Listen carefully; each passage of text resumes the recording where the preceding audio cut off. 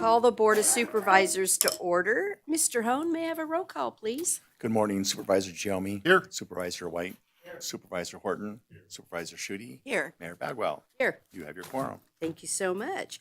We're going to move to agenda item 3. We have Brady Roser from the Bridge with us today to get us started for this day.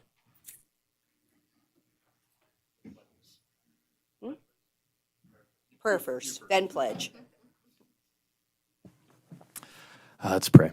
Father, we thank you so much for this time of year, Lord, Christmas season. We thank you for your incarnate Son, Jesus Christ. God, we praise you and we thank you that you have given us wonderful leadership within our community. I thank you for the supervisors, the mayor, and district attorneys, and everybody that leads our community in the ways in which are bettering our community, Father. And I pray for guidance. I pray for leadership in their ways to continue to live sacrificially as you did, Father. God, we thank you that you are so wonderful, so glorious. I pray for a blessing over today's meeting and today's gathering, Lord, that it is communicated well and done in a way that is for benefit to our community, Father. God, we truly love you. We thank you and we praise you. In Jesus' name, amen. Thank you so much. Brady, you want to go ahead and just lead us in that pledge? Pledge allegiance to the flag of the United States of America and to the republic for which it stands, one nation, under God, indivisible, with liberty and justice for all. Thank you so much. Okay, we're on opening public comment. Do I have anyone with beginning public comment? Mr. French?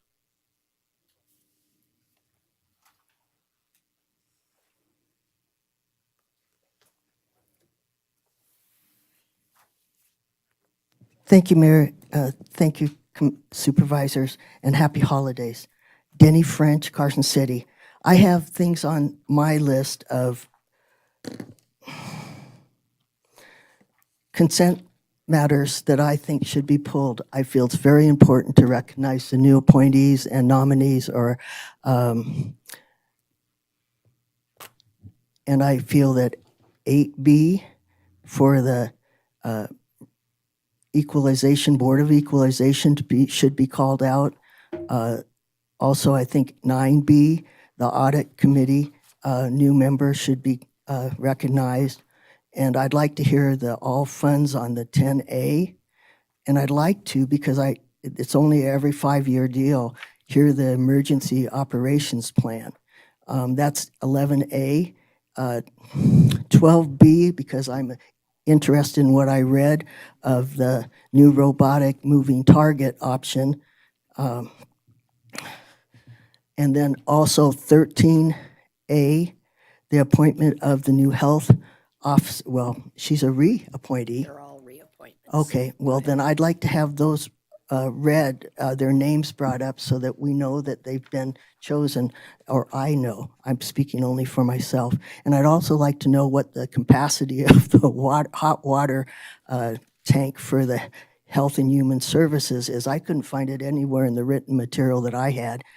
And they also mentioned it could be a boiler. So they used 2 different terms on its existence. And I thank you for your time.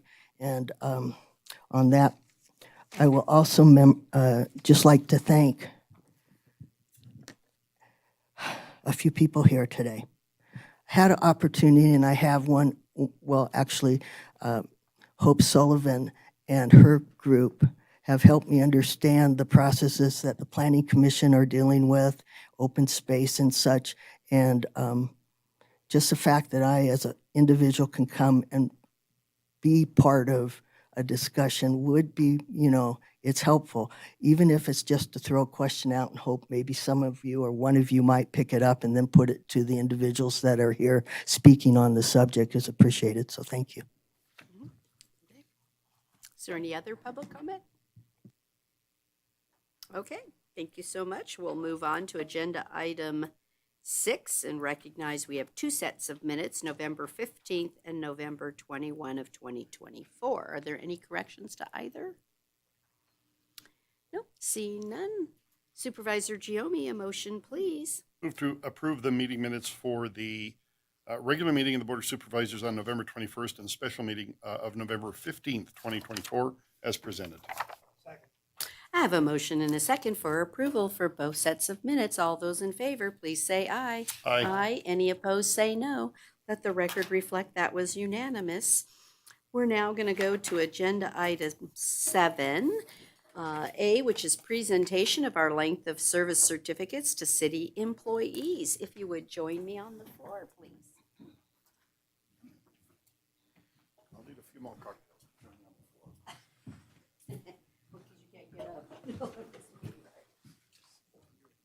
All right. Woohoo. Do we all have, this is going to be the best picture ever, right? Because we're all in such great Christmas, well, some not as good as others, but you know. Oh, it's too much fun. All right. How about we start with Jeff Bradshaw, our wastewater plant. What? 25 years? He doesn't even look that old. I'm like, did you start with us when you were about 8? That's what it looks like. Sorta. Yeah, first job. I got to tell you how much we really appreciate your service. Very much. Thank you. Okay, whose is there you go, Darren. Thank you, Mayor. Yeah, Jeff is truly one of our unsung heroes in Public Works, and if we all knew what Jeff was doing behind the scenes to keep this city running, we would be even more thankful. He keeps our wastewater treatment plant functioning day and night, holidays, bad weather. He's down there. Does whatever he's asked, working in the background, and then emergencies. You can find Jeff running a snowplow for us, or any other public works emergencies. He's a great hand there. It's really hard to recognize all that's going on in the background that he does for the city, and we are so lucky to have him. He's a jack of all trades, and I wish I could keep him for 25 more. So anyway, congratulations, Jeff.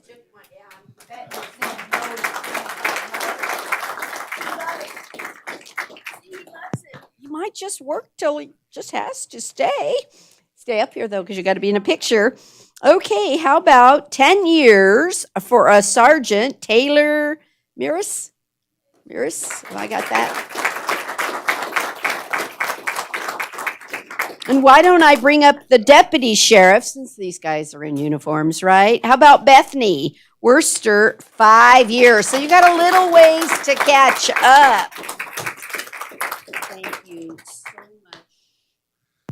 I love it when you bring them both up or at the same time. Tremendous accomplishments going on right here.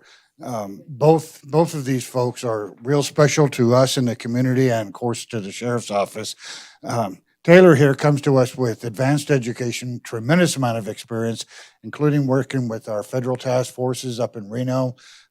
He is currently our lead, our supervisor for our school resource officer program and our mobile outreach program. He's kind of doing a double duty, and he's still treading water. It's just a fantastic find, and I could not appreciate you more. The work you do in the schools. I know Miss Mayor's been out there, and thank the officers for what they've done. Absolutely tremendous employee, Taylor. And right next to him is Bethany. Bethany is a jewel find.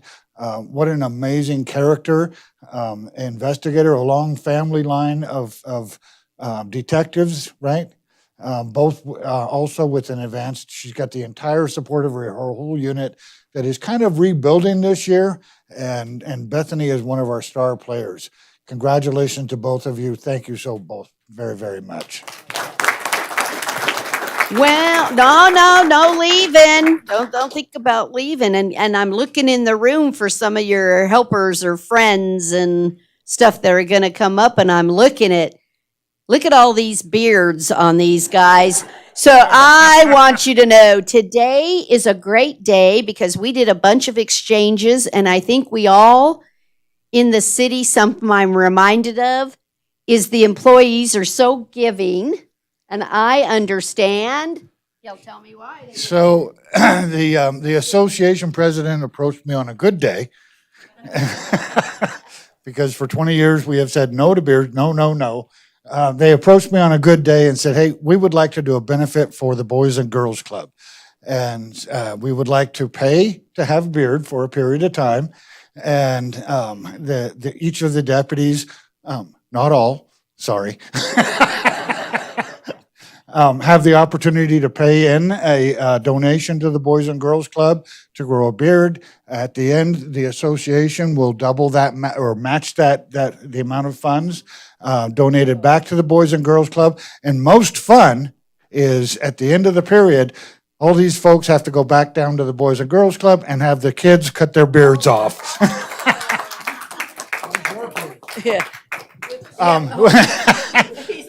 It would not be pretty.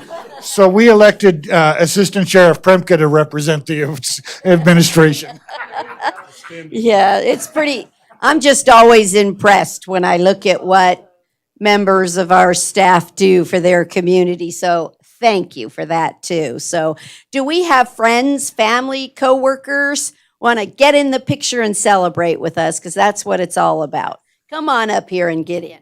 I see a lot of matching shirts. Come on. There you go. Let's do it. That's what it's all about.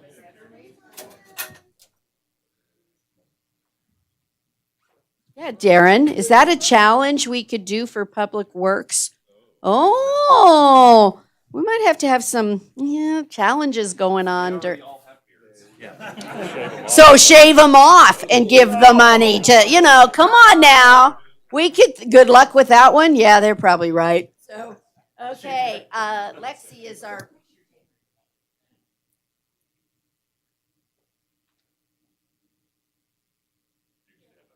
She doesn't have a fancy wide angle though. Thank you all again for your service. Please have a.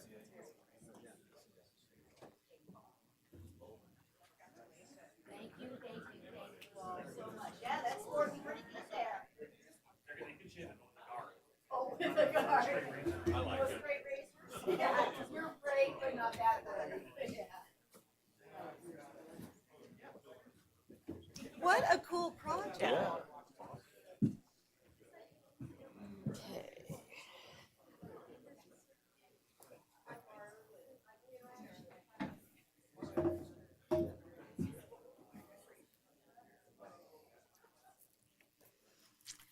Okay, we'll give it a moment for everybody to clear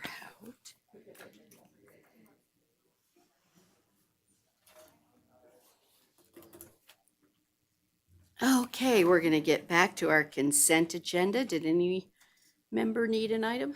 Nobody asked for any? I'll take a motion. I move to approve the consent agenda consisting of item 8A, 8B, 9A, 9B, 10A, 11A, 12A, 12B, 13A, 13B, and 14A, all as presented. I have a motion and a second for approval. All those in favor, please say aye. Thank you. All right, we're now on to agenda item 16A, where we will do 3 appointment members to the Cultural Commission, all for terms beginning on January 1, 2025, and ending on January 1, 2028. I will accept the motion for the reappointment, if somebody wants to do the reappointments. I move to reappoint Bethany Drysdale and Valerie Moore, each for a term beginning January 1, 2025 and ending on January 1, 2028, to the Carson City Cultural Commission. I second. I have a motion and several seconds. All those in favor, please say aye. Aye. Aye. Any opposed, say no. Let the record reflect that was unanimous. We will now interview those that are new applicants to the system. So do we have both are here? Well, we'll just go in the order that they're listed. How's that? How about we have Casey come up first? Oh, there he is. Hi, Casey. Let me get this cleared. Good morning. Good morning. And thank you for applying. We are always so excited when we have members of the public that want to serve their community. So thank you. Are you familiar with the process? I am. Okay, so I'll I'll skip that a little bit. So my question for you is, we have been doing a couple of years of music and murals. So give me your thoughts on how you would know when it's time to stop, change, or continue. Just give me your thoughts about it. So, in watching some of the different cultural meetings, one in particular that stood out to me was when they were discussing the murals. They were actually discussing the mural on this building, and it was just interesting to me the different, I guess, point of views that you got to see. And I appreciated the way that the Cultural Commission could work through that with all the different point of views, and in a sense, maybe not take what was given and move forward without it. And so those are the hard decisions that sometimes you have to make. And when it comes to things like that, I think you're more looking at community and what the community members are looking for. You're probably looking just more of what in general the community wants. So I think those items that would come down to participation, just general community involvement, things of that nature. So in my mind, that's what would keep it going and what would maybe take a turn in a different direction. Thank you. Mm-hmm. Supervisor Giomi. Let's say you've got an instance where you have multiple things before the Cultural Commission for funding. You got a limited amount of funds. What process are you using to sort of weed through those applicants, if you will? Well, I guess that's personal in nature, right? Because everybody has their own feelings on different things. I was watching the new process where the grants, where they're trying to put those together, and they kind of went to a new process where it's kind of just rolled up by a different committee. And to me, that's I don't know how else to say this. I'm sorry, I lost my train of thought. Could you repeat it? I apologize. Sure. I'm looking to see what thought process you use to evaluate multiple projects for whatever it might be in the face of limited funding. Yeah, it always comes down to need, right? In working in government, there's never enough time, never enough people, never enough money. So that's kind of inherent. So I think need is always the first thing that comes down the line. I think when you're talking grant funding, the other issue is some of the back and forth is whether certain entities can continue to have funding, in perpetuity almost, and then those that are new. And to me, in working in government, a lot of that funding is startup funding, right? Like there's a lot of grants that go on for a long period of time that maybe in working in grants, it either comes down to it works and it needs to be funded and it needs to be part of the city's plan, or it's just not. And it kind of needs to either find its own legs or move on. So in my mind, a lot of times it's a back and forth between what's currently working and maybe some of those new things that maybe really do need to be funded. And it's not easy, right? But at the end of the day, I think you try to have to find that balance, whether that's not fully funding and maybe giving somebody something. But in my mind, just working through the need and the general direction of the Cultural Commission, the city, the master plan, all of those fun things. So it's kind of, I guess, a balancing act, but everything in government is. So, Thank you. yeah. Supervisor White.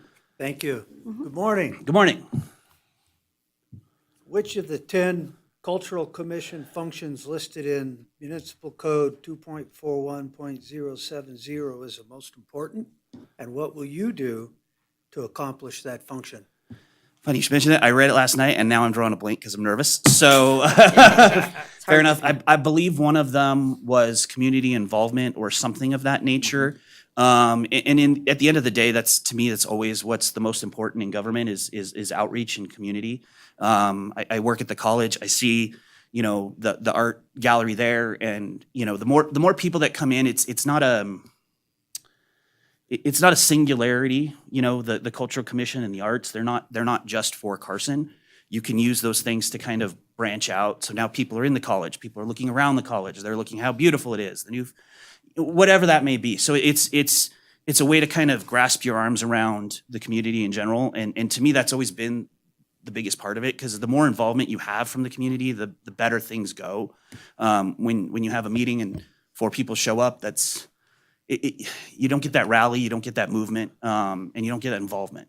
So I don't remember the exact term, but I'm pretty sure community was part of that, and I believe that that's probably the most important. Thank you. Thank you.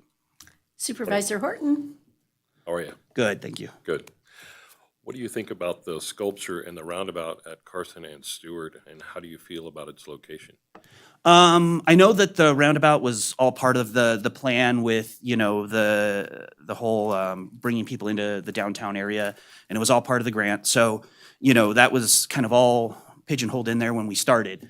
The placement of it is, I mean, neither here nor there to me. I think it looks beautiful. The sculpture itself, I feel like I've heard some people get a little feisty about it. They don't think it embodies Carson, and to me, I have a hard time not seeing how it doesn't. I mean, the coin around the outside, the Capitol, it almost looks like our seal pretty much from the corner. Yeah, I think it's really great. I saw some of the other ones that the Cultural Commission had before them, and to me, they didn't link the community and Carson and the state. They were beautiful, don't get me wrong, but that was the one item I felt like kind of checked boxes and made you feel fuzzy. So yeah, I really like it. I think it's a beautiful piece, and you know, moving forward, I think people will enjoy it for years to come. So, yeah. Supervisor Shooty? Hello, and Hello. thank you for applying. Thank you. My question is, how might Carson City increase public and private partnerships to build on the arts and culture programs that take place throughout our community? So speaking before about community, but it's, you know, it's getting people behind you. It's rallying people. It's that hard work of kind of shaking hands and getting out there. You know, and my position at the college is fairly new, but I kind of lean on administration there to kind of be more community involved, whether that be we were at Presence yesterday, whether it be the dodgeball whatever that may be. But that funding comes with bringing the community in and seeing what you're doing, and the willingness to then donate either money or time, which is in most cases much more valuable.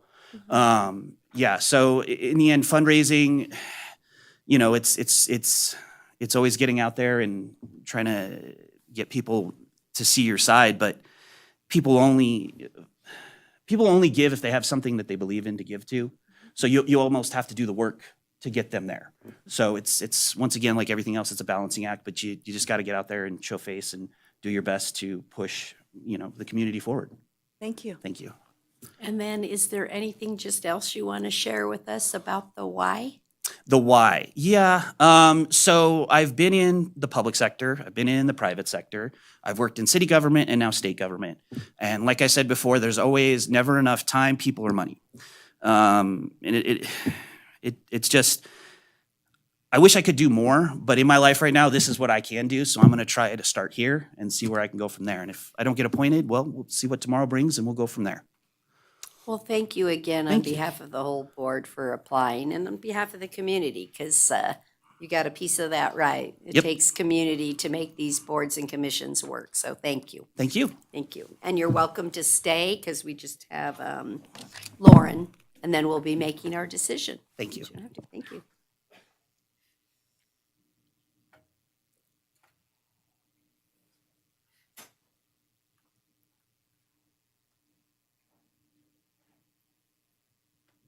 Hey, come on up. Oh, sorry. Yep. I thought you were just putting something away to get ready.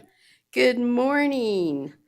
Thank you so much for applying for this position. We really appreciate it. You haven't been through the process before? No. Okay, so let me just give you a little bit to calm your nerves or to make you know it's okay. It's okay. We promise not to bite. Not So, intimidated. We're good. yeah, we just ask. Well, some people, yes, we do. But we really will just each give you a question or so, and then we'll allow you at the end to give us any final follow-up or thoughts about why you want the position. Okay. And then since you're the last one being interviewed, we'll then bring it here to the board to make the decision today on who will be selected. So again, thank you so much for applying. And so my question is, we have been doing music and murals for a few years yet. So how will you know when it's time to change it or stop doing it? So I was thinking about this last night because I wondered what kind of questions you would bring forth today and just ruminating on what changes have been made in Carson City recently. And I love the music and murals, the whole idea behind it. I love the beautification of Carson City. I feel like you turn every corner and there's something new right now. And I think that's beautiful. Knowing when to stop it, though, and that's something that I was thinking about too, because not every business is going to want you to paint on the side of their walls, right?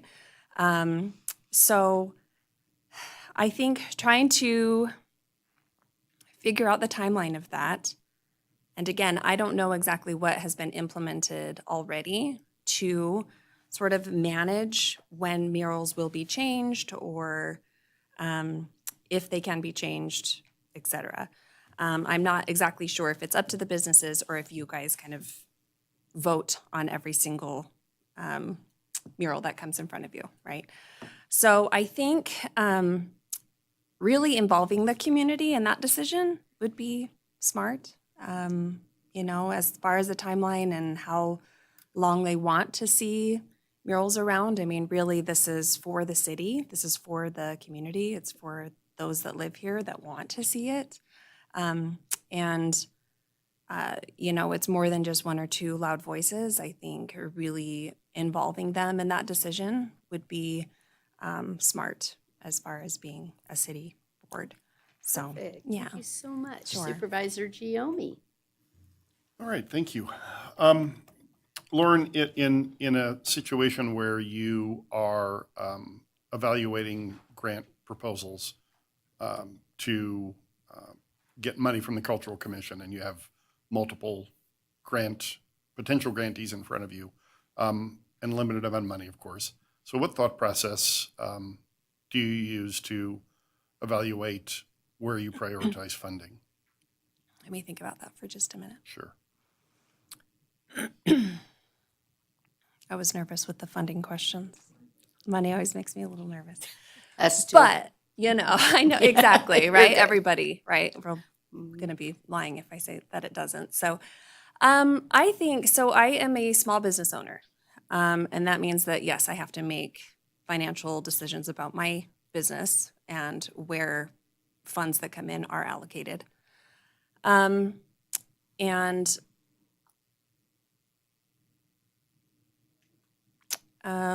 me think for just a second. I'm sorry. I'm trying not to be nervous. You're fine. You're fine. I don't want to just talk and not have it actually mean something.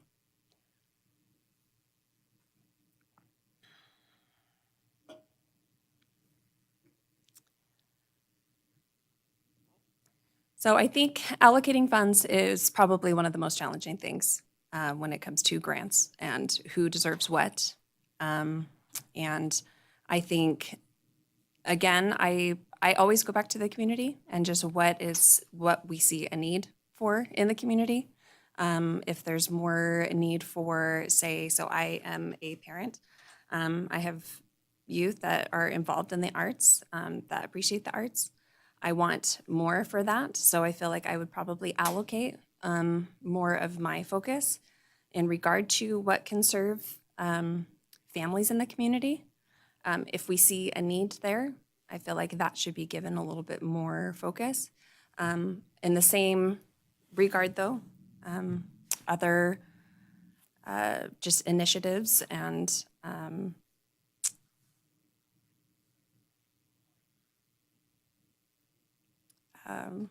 again, sorry, I'm blinking. Can you rephrase the last bit of your question for me? Yeah, I guess I'm really Thank you, I'm just, sorry. It's okay. And there's no right or wrong answer. It's Yeah. just, I'm just looking for your thought process on, I get it. on how you. It's a bit you know, jumbled today. Yeah, I can, You can tell, I know. I can appreciate that. I mean, you know, it's probably no different than how you evaluate expenditures in your business. Yeah. So, you know, anyway. I agree. I mean, I try not to have, my passions like stand in the way of just common sense as far as what would be smart for my business. So coming from that perspective and maybe what my strength is there, is trying to balance that like, oh, I really want to put more time and focus and money into this, but really what is going to balance out the business or what's really going to balance out the community basically is probably how I would focus. And Okay, yeah, thank you. you're welcome. Supervisor White? I think you've kind of already answered my question, but let's give it a try. Which of the 10 Cultural Commission functions listed in Municipal Code 2.41.070 is the most important? And what will you do to accomplish that function? Okay. I probably don't know every single one, but I'm going to. I feel like one of the main functions that I see the Cultural Commission doing for the city and for our community is really allowing beautification in public areas so all can appreciate that. So I feel like that would be a strong focus of mine, is really showing up and having that appreciation for, different art exhibits, not exhibits necessarily, but I know that y'all are working on, in our city parks, bringing in community artists and helping others in the community that maybe don't have an opportunity to see a lot of art or culture, really see that that can be a part of your everyday life. So that might be something that I would nurture. That would be part of the commission. Thank you. Supervisor Horton? Still nervous? Oh, no, not at all. Don't This be. is great. My question Totally won't be anywhere comfortable. near as tough as his. What do you think of the new sculpture in the roundabout at Carson and Stewart, and how do you feel about the location?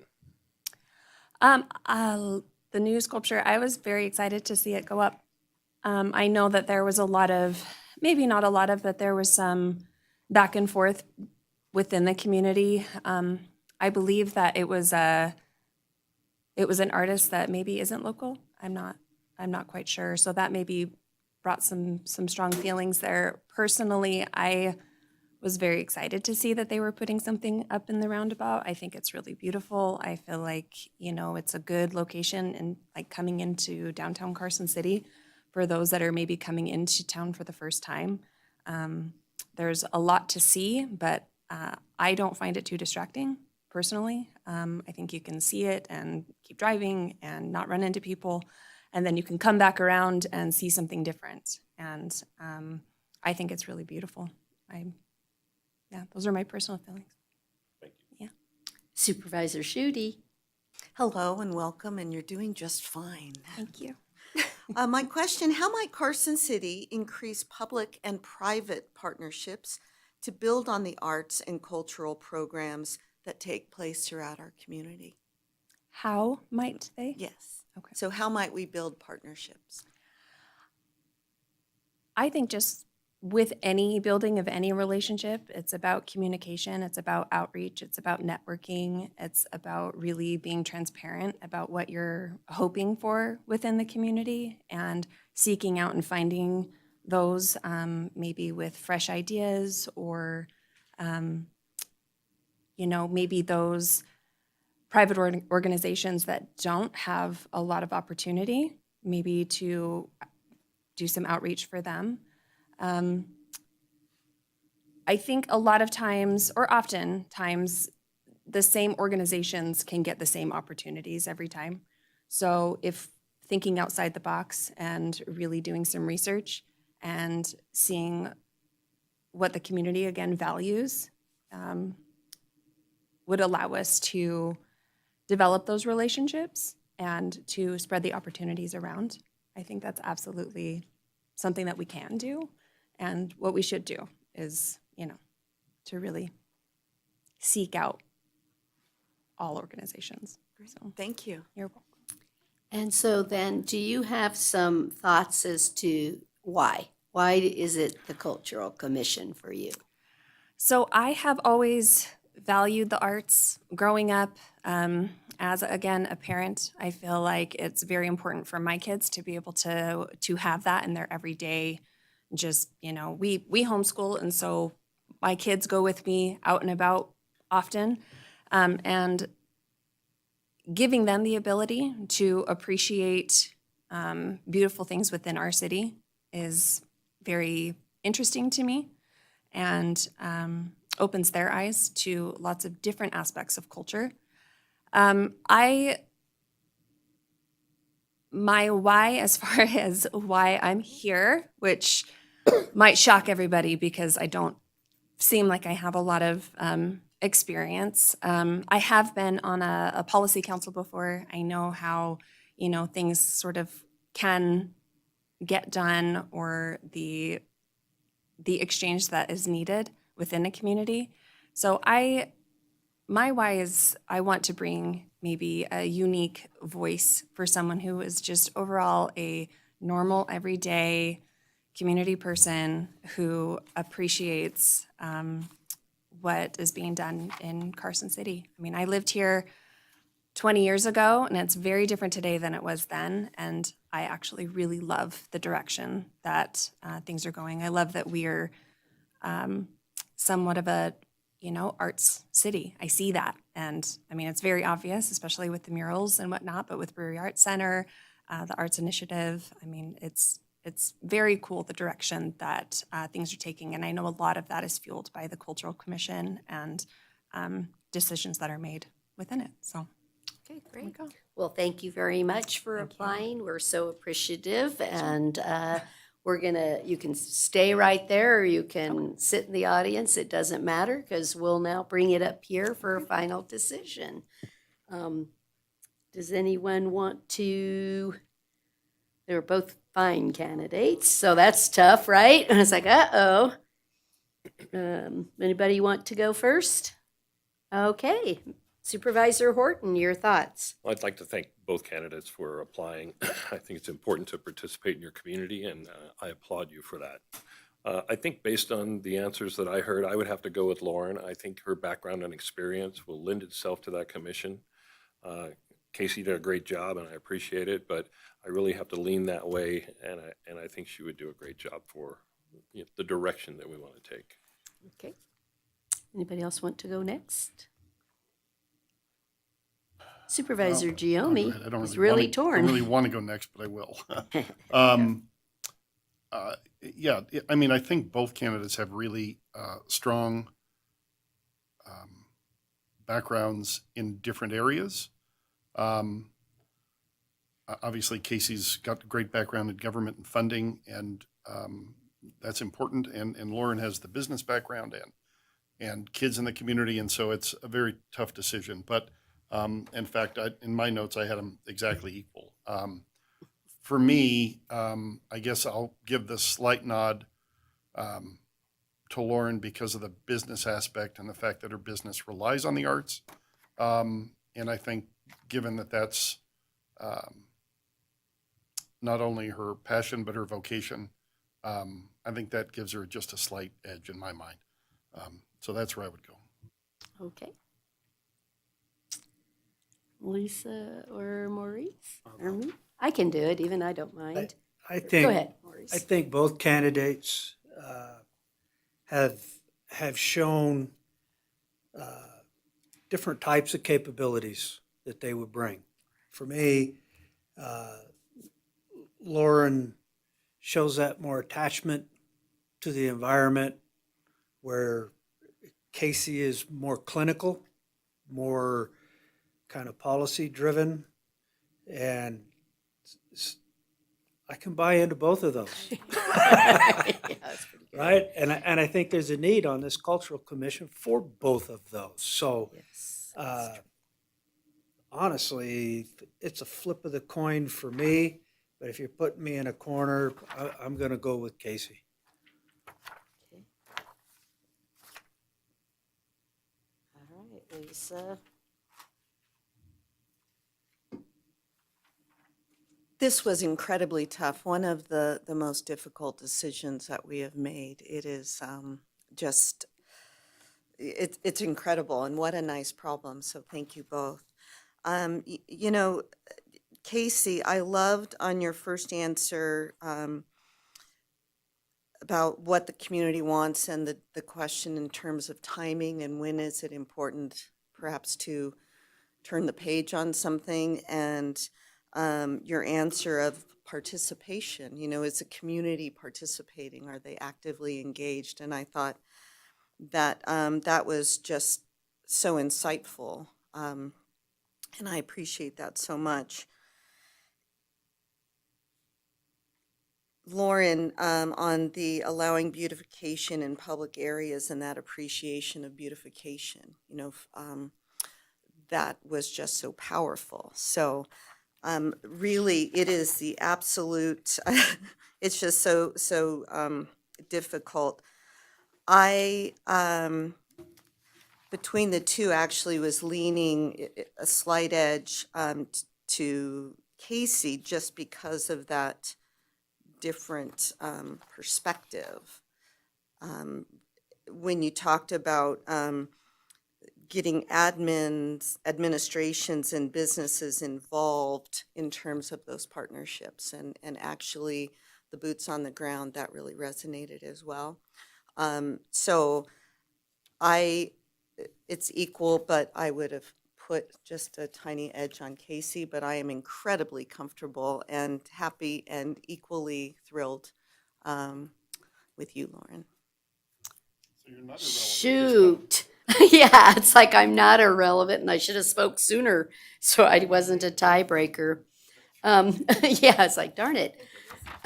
So when I look through and know that I have two great people that I think we've all said here bring a different perspective and a different value to the committee, then I look at the committee members itself to try and see which one I think will bring something to that commission. And so where are my gaps, or what do we need on that commission, and who best would fill that role? And I'm actually reminded of another committee we're going to do shortly, and I'm seeing someone in that role that's in this room, and I can't help seeing it. So somehow in my mind, I know I'm going to make a good decision here, and then might strong arm the other one to go on the committee that I see there maybe well suited and could truly help us. And so I'm going to go for Lauren, and then I'm going to tackle Casey for something else I see. Might not be the arts, but it could be an art with a little bit of science attached to it, maybe. But so I'm going to go for Lauren. So that gives us 3 for Lauren at this point. So Supervisor Horton, would you like to make a motion?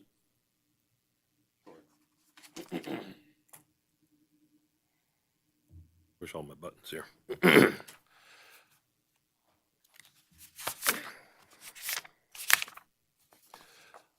I move to appoint Lauren Castro for a term beginning on January 1, 2025 and ending on January 1, 2028. I have a motion and a second. All those in favor, please say aye. Aye. Any opposed, say no. Let the record reflect it was unanimous. And if it weren't, she was up for the next item, Casey. We have a place for you of true need, that you would truly be helping us. It's a committee that Sherry would love your help with. So we're not kidding when we said, I actually can see you still helping and doing all those goals you just talked about with us. So thank you again, and good luck, and welcome to the committee. Okay, we're going to then move on to agenda item 16B, which is discussion and possible action regarding proposed changes to the plan of expenditure for the Coronavirus Local Recovery Fund established by the American Rescue Plan Act, or otherwise known as ARPA. Ms. Benaboo. Morning. Good morning. So this is the last month before we have to have all of our ARPA money obligated. And then it has to be spent by December 31st, 2026. So one of the projects had quite a bit of savings. It's the Park Restrooms project. And that was just the way the bid shook out. We had a bunch of savings. And so we're reallocating that to the Transportation Districts 1 through 5 projects. Those recently went to RTC and they did get passed. contingent upon your approval, of course, of the money moving. There's also some extra money in the grants coordinator, and there's just a baby bit up in the mitigation efforts, just $9,000. So those three would be allocated to the transportation districts. We are looking at also, we're not sure Knott's is going to use all of their funds that they were allocated, the nonprofit. Again, we have not gotten their final application, or their reimbursement request, which is due December 31st, 2024. But looking at prior requests, it does not appear they're going to use all their money. So we are asking to reallocate whatever that difference is going to be. We're estimating $40,000 be moved to the quill treatment plant. Does any So member? Those are the two changes. Does any member have any questions, thoughts? We're doing it right? Is what you're presenting today, though, just for the public, you changed it? It is 40,000. I'm sorry, I couldn't get Granicus to open this morning to get the So one you have. what I want to say on the record, though, so that we're clear, is that is the, oh gosh, you hate to do this in accounting, but it's the reality. This would be the plug number. So Yeah, if it's up to 40,000. so wherever they land on their final reimbursement bill, request, right. we're approving that difference that would be left in this ARPA account for the Quill water treatment plant. Exactly. So it could be Because the quill's already 35,000, been bid, the contract's 39,000. in place. We're basically saving a little bit of user fees on the water side Right. and applying this there. Right. So I just wanted to let you all know, and the public, that it's an up to amount Right. and it's fine. It can vary. So I don't want Knott's to feel like we just took $200 or something from them that they cannot complete an expenditure. Yeah, Right. whatever we get from Knott's in December, we're gonna. You'll subtract from their Yes. allocation, and this will be the Yes. difference. Mayor, this is Yes. Todd Reese, Deputy DA. I simply wanted to clarify for the record, the agenda title is written as approximately $40,000. That gives leeway to staff, including, both for amounts under $40,000 and if it goes over $40,000, just as long as it's around $40,000. So it's not a not to exceed number. And we're all in agreement that the unused portion, we will put to the Quill water treatment plant. Everybody okay with that? And I did make Perfect. that 40,000 high, so I don't anticipate it'll be that much. Okay, perfect. All right, is there any public comment on this item? No? All right, then I'll bring it back up here for a motion. Supervisor Shooty. I move to approve the reallocation of ARPA funds as discussed. I have a motion and a second. All those in favor, please say aye. Aye. Aye. Any opposed, say no. Let the record reflect it was unanimous. Thank you. We're even gonna try and spend 20 cents at RTC so that every project gets funded and we spend as much of the pennies as we possibly can. Okay, we're gonna move on to agenda item 17A, which is discussion and possible action to adopt on second reading, bill number 110. Mr. Hohen, would you do me the honor of reading the title, please? Ordinance 2024-1, Bill Number 110, an ordinance relating to zoning, approving a planned unit development, amending the zoning map to change the use district from single-family 6,000 to tourist commercial planned unit development, and approving a special use permit as part of the planned unit development on property located on the east side of Emerson Drive at southern terminus of Luis Drive, assessors parcel number 008-123-38. Thank you. Ms. Ferris, were there any changes from the first reading? So there were changes as discussed during the first reading. So the modification to section 2, subsection 1, to clearly limit the PUD to the single use of storage of 167 RV or boats as discussed at the November 21st meeting. Additionally, the board had made modifications to the conditions, and that is also included in your packet attached to both the ordinance as well as the minute order. Does any member have a question? It meets what we did. Is there any public comment on this item? Mr. French.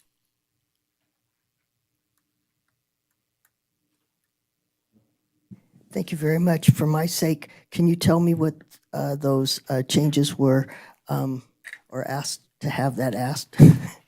I'm sorry, Denny French, Carson City.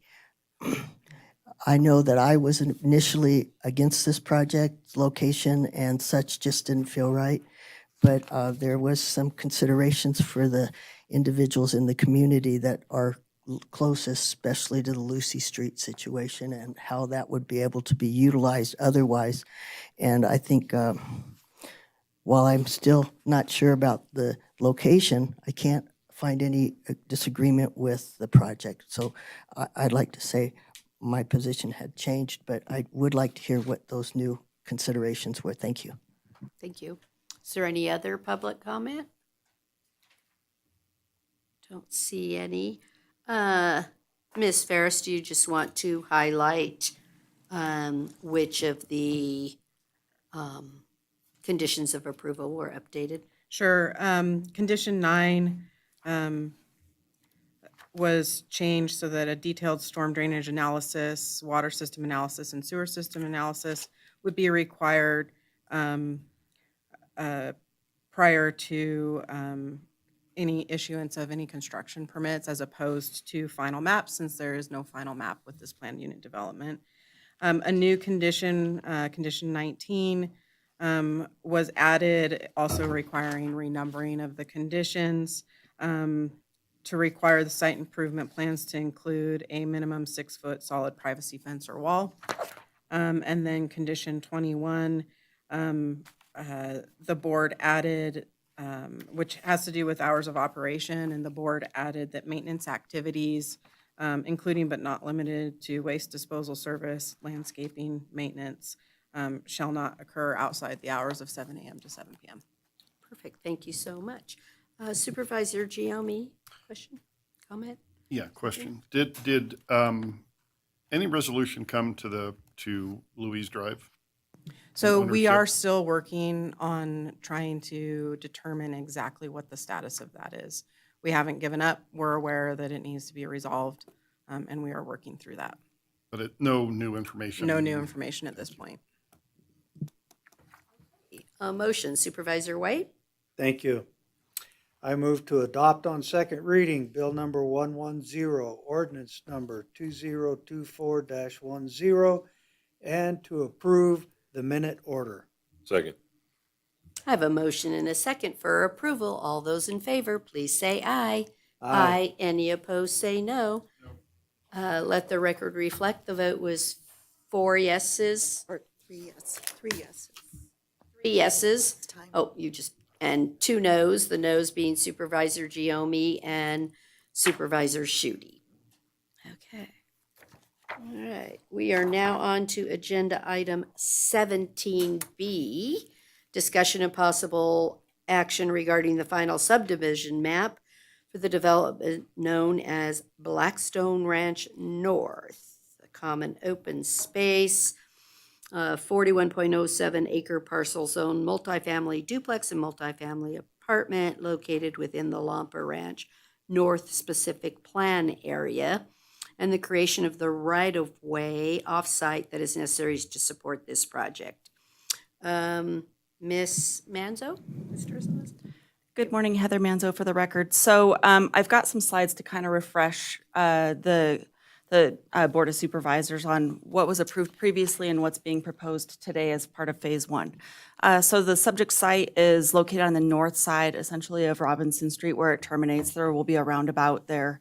And then it is to the north of the future park parcel. So I did want to just stop here very quickly for just reference. There was a condition that required the creation of the school site parcel and the park parcel. The previous applicant did follow through with recording the parcel map. So the school site is to the west of the the project boundary, and then the park site, the 10-acre park site is to the south. So with this, we have the approved tentative map layout that was proposed by the previous applicant. Since the time that the entitlement has been granted, a new owner came in, and the lot layout that was approved was originally like a minimum of 35 feet wide, which would essentially limit a building to about 20 feet wide, and then, however deep. And when American Homes purchased the property, they met with staff and said, hey, we don't really have a housing type that will fit such a narrow lot. So what they did is they presented an open space plan to ensure that there was conformance with the common open space requirements. What is on the left is the approved tentative map, and what's on the right is the final map. So the common open space is actually increased by 0.06 of an acre.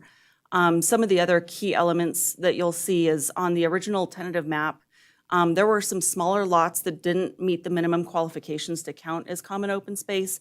So with the reconfiguration, we've got larger areas for the common open space that kind of provide more of an east-west connection throughout the development. And additionally, that diagonal line that goes from top left to bottom right, that was a main sewer line that ran through the project. Originally, when the entitlement came through, the applicant at that time thought it was going to be too onerous and too financially infeasible to make a relocation of that sewer line happen. And so the tentative map was approved with that sewer line remaining in place. With American Homes taking over, they have actually relocated and reconstructed a new sewer line alignment that'll end up being under either the right-of-way or one of the open space parcels. So with that, they were able to reconfigure it to make a more logical subdivision, as you can see on that right-hand side. So in terms of what's being proposed with Phase 1, Phase 2 is located to the south of Phase 1, and that has come in for application, but we're not to the point where we can bring it forward for approval to the board yet. So for Phase 1, a couple of things that are important to note is that that left-hand connection down to Robinson is Monroe. So that right-of-way is being proposed with this project being offered for dedication and being deferred until a later date when the roadway is actually constructed. And that will provide for one access point that will eventually serve as secondary access. And the other elements in terms of that northern area are all very consistent with what was previously approved. Okay, so what we've got today is just the final map for Phase 1. I've got your black and white that's in your packet. And then I also wanted to note where the secondary access is coming from. So in terms of the matter of order of things, when this tentative map came forward to the board, Phase 1 was under construction and Phase 2 had been approved and had an active tentative map. We had some plans in that we thought were going to go under construction. Phase 2 had expired after that and has come back in, but Phase 2 is not being constructed at this moment. So the Matterhorn connection that goes all the way down to East 5th Street is not constructed at this time. That's something that's going to happen with Phase 2. So with this project, we had a question of, okay, well, where's secondary access going to come from if it's not coming from 5th Street? So what the applicant did is met with Public Works staff, and I've highlighted it in that red rectangle. So their primary access is going to come off of Solomon to East Robinson Street into the subdivision, either through Monroe or through the roundabout at Robinson to Matterhorn. Secondary emergency access has been recorded and constructed at this point to provide for fire access through the south portion of the Robinson roundabout westward to, let me see if I can point to it here, to this street here in Phase 1. So Phase 1's been constructed, it has that access right there, and there's emergency access that's been constructed along this area right here to go up north. So this has been approved by both the fire department and Public Works, and Stephen can speak to more specifics on what that infrastructure and access way looks like, but I did want to note the major changes between what was previously discussed and approved and what you're seeing today. Supervisor Giomi. Thank you. Just want to do that before you go on. So if I'm envisioning the whole thing from the air, the secondary access is like 2 parcels away from the primary access? Is that what you're saying? I mean, Robinson is the primary access. The secondary access is literally a parcel away from the primary access. The access point will come off of the Robinson roundabout, go in there, but then there's 2 access points down here that go to Solomon. And Stephen wants to help. So, if you look at the conditions of approval, there was still some question as to whether or not they were going to be able to punch secondary access through up to the north, actually, through that private property. That did not work. I went back and looked at the notes because I was originally concerned about secondary access all being in the same place Yeah. as So the primary access. So when in that condition, it talks about the alternative being Monroe, which goes down on the other side of the school parcel. So that's one parcel, but it is a pretty big chunk of land.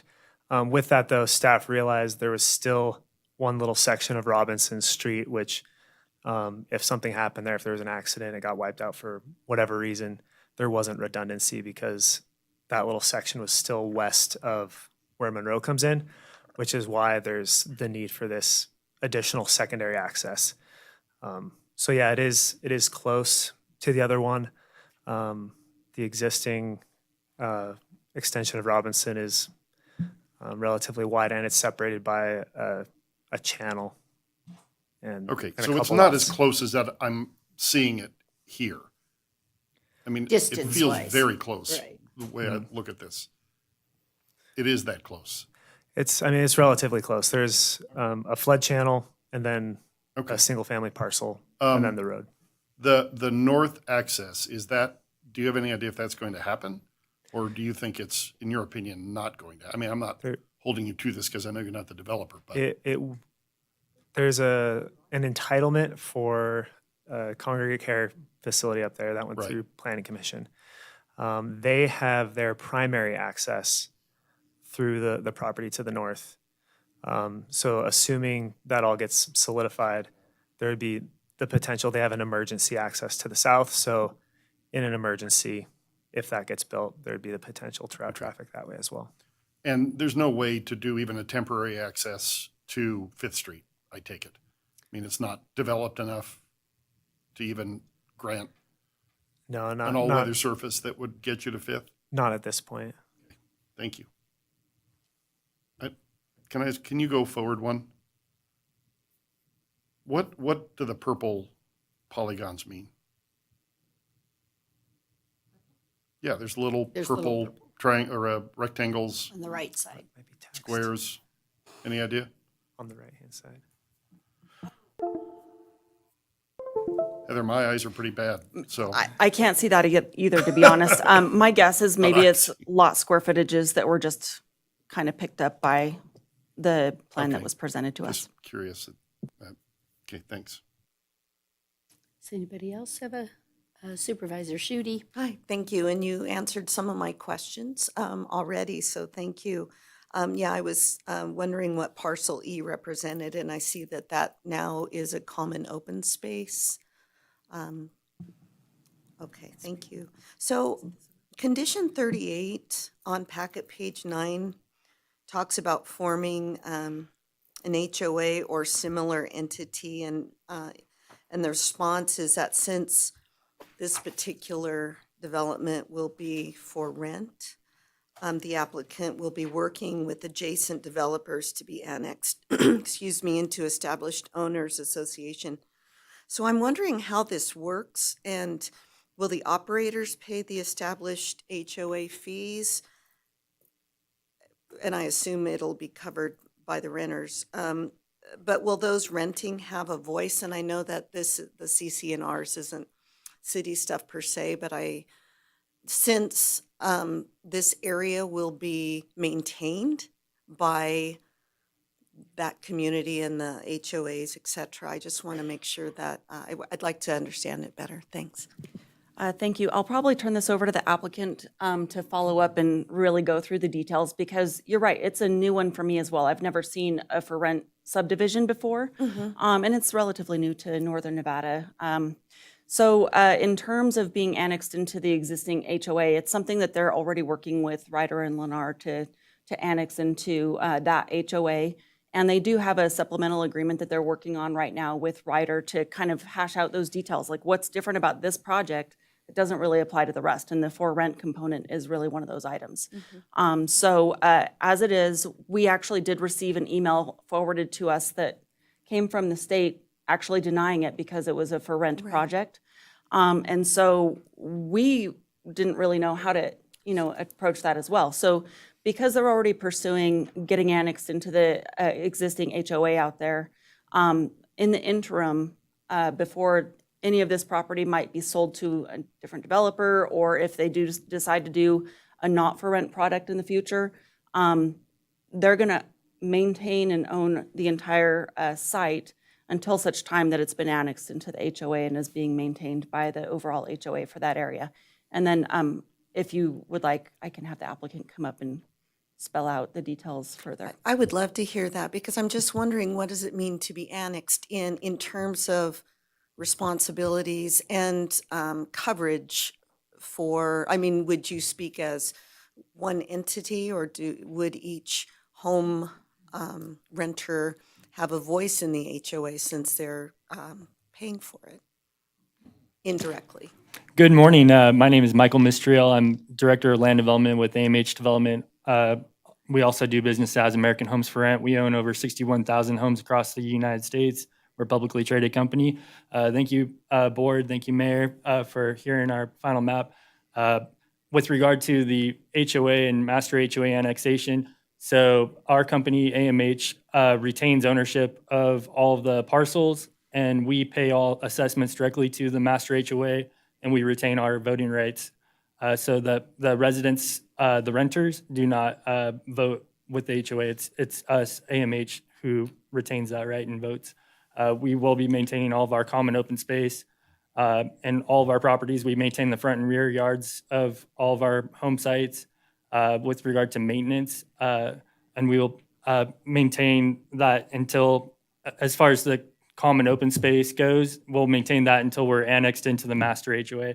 But with regard to our actual properties, our lots, we maintain those indefinitely. We have no plans on selling them. We are a for rent company, and we're going to maintain the front and rear yards. But the common open space, we're going to maintain that until we're annexed in. So hopefully that answers your question. Supervisor Giomi. So I just want to make sure I'm clearly understanding that the HOA, the other HOA that exists, you will eventually become a part of. Until then, you're going to maintain it. And once, this is still public open space. There is still, is it? I guess that's a question. So it's common open space. It's owned by AMH, and we will be turning it over to the master HOA. The master HOA will take over ownership of it. It's not limited open space. It's open to the public, correct? Yes. That's the question. Yes. And to you, Heather, is there an easement recorded that sort of sets that to record, that it is public space because it's privately owned? I would have to look at the notes to see what the common open space is identified as, but they are identified as common open space parcels. And I do believe that it was presented when the tentative map came through as not limiting any access. So like one of the sites is going to have the site that's next to Monroe and Matterhorn is going to have amenities that are built with the community. And those, it's not a gated community. So it's something that if a neighbor were walking the neighborhood or whatever, there are amenities that anybody could access. I appreciate what you're saying. I guess what I'm saying is, where is that codified? Where is that in a legal sense? I appreciate that you're saying it's going to be common. I appreciate that you're saying it's going to be common, but I need to know where it in fact says that it cannot be restricted, because we don't really have private parks that are open to the public. It's not something we've ever done. So I need to make sure, if we're going to allow the public there, that the public has a legal right to be there and they can't stop that right. Are you developing a park on this site? Well, it's open space. So at our amenity area, we will have a tot lot and playground area that we're going to be developing, but there's no fencing or restricted access, so anybody that's walking by can go on the property. I get it. I need to know where that is legally. I guess really to get back to what the Common Open Space 1710 did for applicants is it could be a combination of public or private open space. And so I don't know that it's been specifically identified as a public area for anybody to come and enjoy. With that said, though, since it's not a fenced and gated community, members of the public could end up at the site. So I don't know that we have, I looked at the conditions. I don't have anything that says it's required to be public. And I don't think that there are any notes that specify that it's open to the public. Does that mean it could be completely private? Potentially, yes. Okay.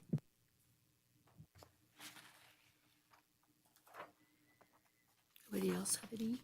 I just have one more question on the annexing. So if you are speaking, or so if the company maintains the voting rights for the HOA, does that, and once it's annexed, does that reduce the opportunity for the homeowners in the other areas? Does that reduce the impact of their voice or their voting right?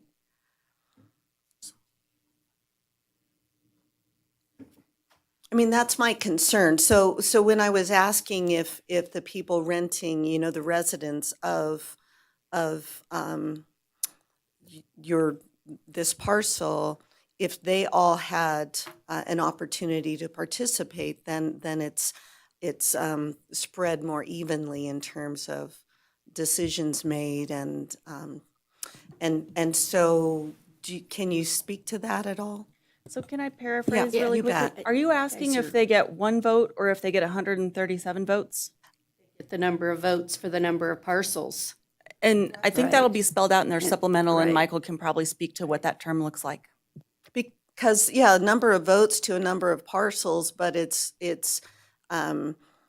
overseen by one company. So I'm just, but I think it interferes with the other parcels in terms of their votes and HOA. Is the question, do voices. the renters have a voice? The answer to that is no.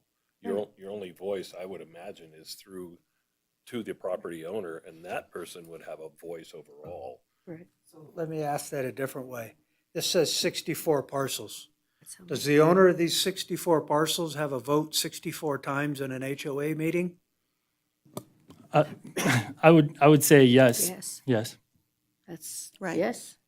Yes. But- It's proportionate to the So would ownership. 64 owners. Individual owners. I not know, all- but Owners, Oh, so that's That's what you were getting at, correct. right? That's exactly it. Okay. I mean, 64 individual owners, and they might all have want the same thing, but it's just a consideration, because I think it's reasonable, since if it's being annexed into other parcels and into other owners of different developments, it will impact that. That's all. And that's why I was asking.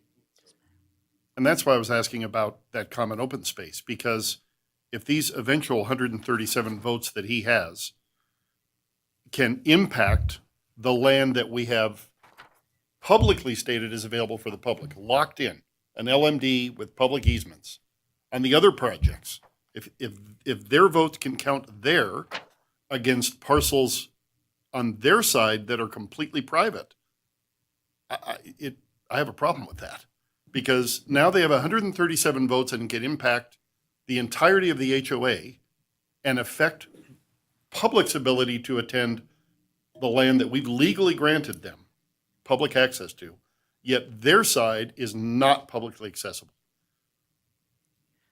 They could literally shut it down. I totally understand where you're coming from, and it's not until right now that I understood there were going to be 139 votes for one owner.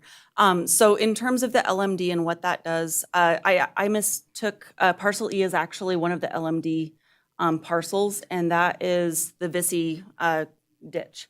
So it's drainage facilities, and on the west side of the freeway, the LMD only covers the drainage facilities. So it's not the public amenities. And in terms of public parks and public use, the 10-acre public park is located to the south of this project. So the project will serve its public need through the public park that's being planned for, regardless of whether or not this is open to the Go public back on to the this. color map for a second. That one. Sorry.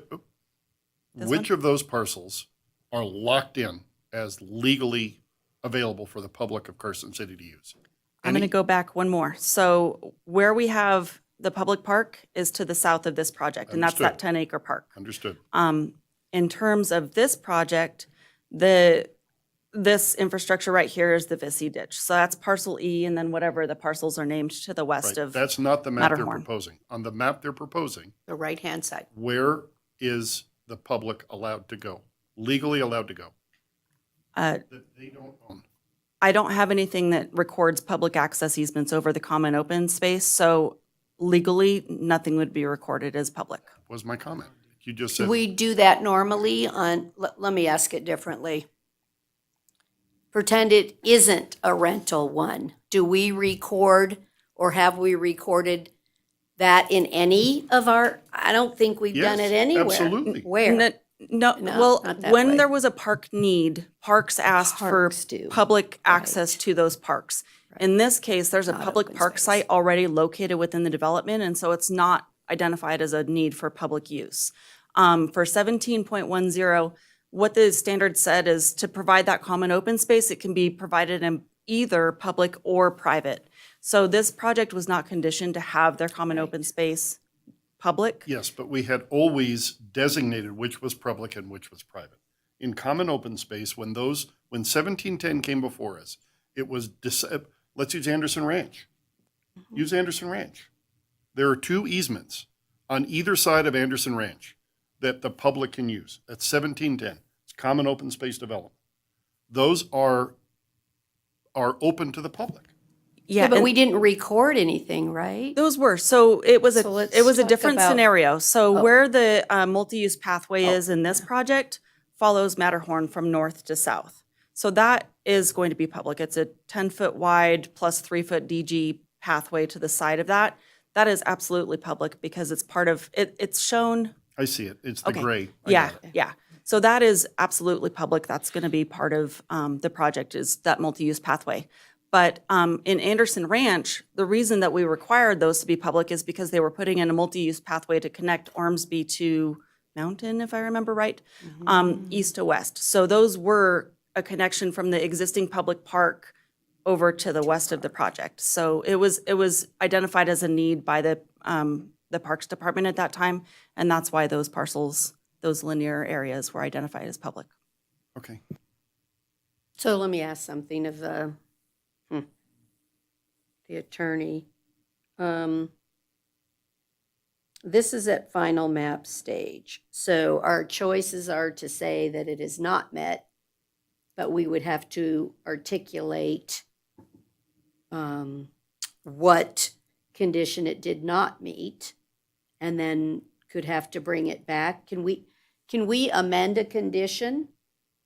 Right? We have no authority to do that. I'm trying to I know that. I'm laying the land out for everyone publicly to be able to discuss what's there. But I have a question just in general, because I think I hear people with a little bit of consternation that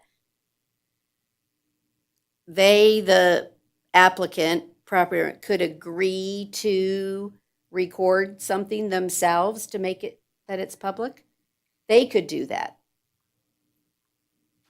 We can't condition it because we're in the wrong spot to do that. But he's indicating, unless I missed something, that you're not going to block it off. It's public access. So is Correct. there some type of a recording or memorandum of understanding or blah, blah, blah, blah, blah, anything like that that we could come up with that he could offer? Because I think that's what I'm hearing of a concern, and we want to protect the public that they're getting what they thought, or we all thought we were getting with the project. And maybe you can even In answer. my mind, either that or the HOA doesn't, I guess. You leave it I separate? need to, yes. So That seems like a simpler solution to You me. don't merge it? My concern is that how one HOA is going to affect another HOA that we've already talked about and accepted in an LMD that we've been involved with. That's my concern. That we now have one entity with 137 votes that can impact and override. Like if I'm a homeowner in there, I got one vote. And now I got people, 137 people to the east of me who have no votes, and one company that may or may not even based in Nevada, no offense as to where you're based, with 137 votes that can now influence my HOA. So what I'm hearing you say is maybe that supplemental document that spells out the agreement between the existing HOA and how it's going to be applied to this site and what those terms look like in terms of numbers of vote and thing like that would be something that's important to the board to see, to check off that condition number 38. And then if the applicant were to offer up, say, a note for common open space to be open to the public or something, that would be an update to the map sheets. So that's something I'm that less can be concerned about addressed. whether it's open to the public. I'm not as concerned about that as I am about Maintenance. their ability to override the other HOA that has an LMD attached to it that we've voted on and been a part of. That's my bigger concern. And- it'd be great if they want to allow the public in here and maintain it themselves. That's not what it's not what's brought my concern. So this project is already part of the LMD. It's that parcel E, the master infrastructure that goes east to west here. That is the Vissy ditch. So that is encompassed and incorporated into the LMD that got approved. Yeah, so they're not exempt from the LMD Right. whatsoever. Their property taxes are going to be applied the same way the other properties are. So that's, separate from the private maintenance of private parcels. Okay. That's a And little just clearer. and just a thought process. If something, I don't know how this HOA is being put together, but generally speaking, even the other developers also get votes for their vacant parcel. They're going to issue that vote.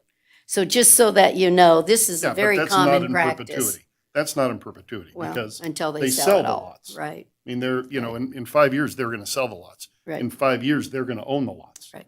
But I'm just Big saying difference. it's common, but they are in the LMD, so they're not exempt from any of that. Correct. Okay. Can this parcel be separate and not part of the HOA and just cover the fees and the maintenance independently?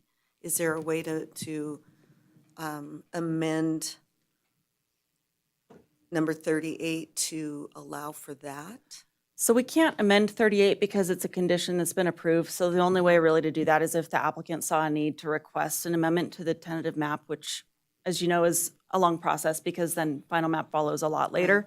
In terms of addressing 38 for now, because of the for rent aspect to it and the inability for them to establish their own HOA and their own CC&Rs, it really posed a challenge that staff had to work through as well. So the applicant recorded a document that stated, it was after the preparation of actually, I think I noted the recorded number.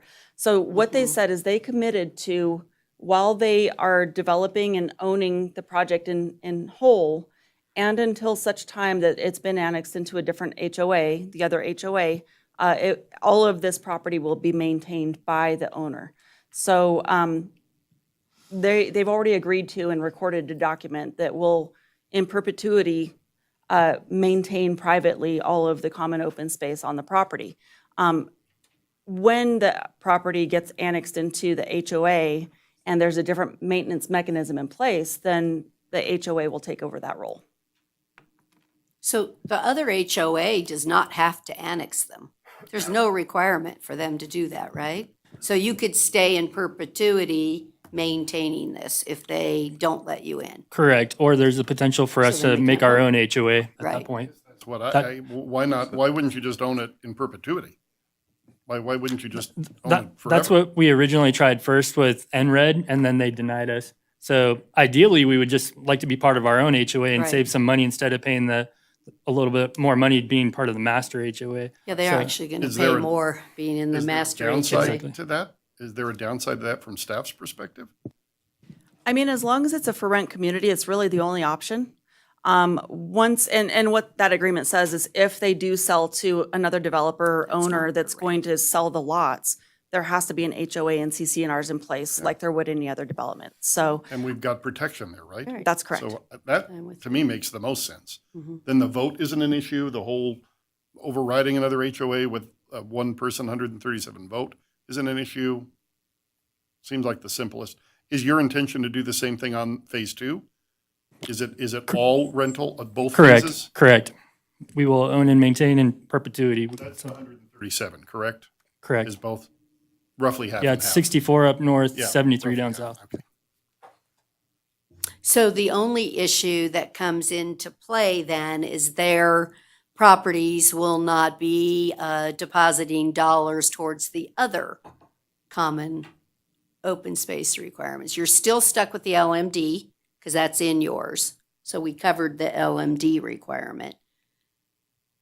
And so I guess I just look at this and say it's really up to the other HOA whether they're letting them in or not, and we shouldn't interfere with that discussion. If they think it's going to be too overpowering right. of votes, right, they'll, Right, it is a they won't private- let them in. Ultimately, it's a private issue. Right, so. and so I want to go with, it'll work out to the best interest of all the parties that will have to decide on their HOA. What I'm most interested in is the community, we're protected that they have to maintain, and I really Yeah, don't. regardless. Right, that's what That- I'm interested in. Right, Okay. I'm agreeing with that. It's just, I think it's an interesting discussion because it's brand new to us, right? And so we may have to start thinking or potentially looking outside the box if we ever have this again. But if I think of HOAs, and the reason I'm really not concerned is they have renters in them now, HOAs, and they don't get the vote as the renter. The renter, it's the owner of the parcel that gets it. So you have other subdivisions that start out 100% owned and as time goes on become 70-30 or whatever. So I think this is a private issue and we should leave it at that for now. And we're at final map, but Stephanie. Deputy City Manager. Thank you, Mayor. For the record, Stephanie Hicks, Deputy City Manager. I just received a notice from Hope Sullivan, our Community Development Director, and she did ask if maybe we could table this and she'll come over and then we can bring it back up on the agenda. One of her concerns is because the HOA will maintain the park, we would want them to be part of the HOA. To pay. So just don't want to miss the opportunity to provide her input. Is she on her way? Because Yes. I'm not going Yes. to table it. I'm just going to recess for a moment. Let Yes. us all use the facility. So we're in a recess and it shouldn't take her a couple minutes. So we'll be in recess.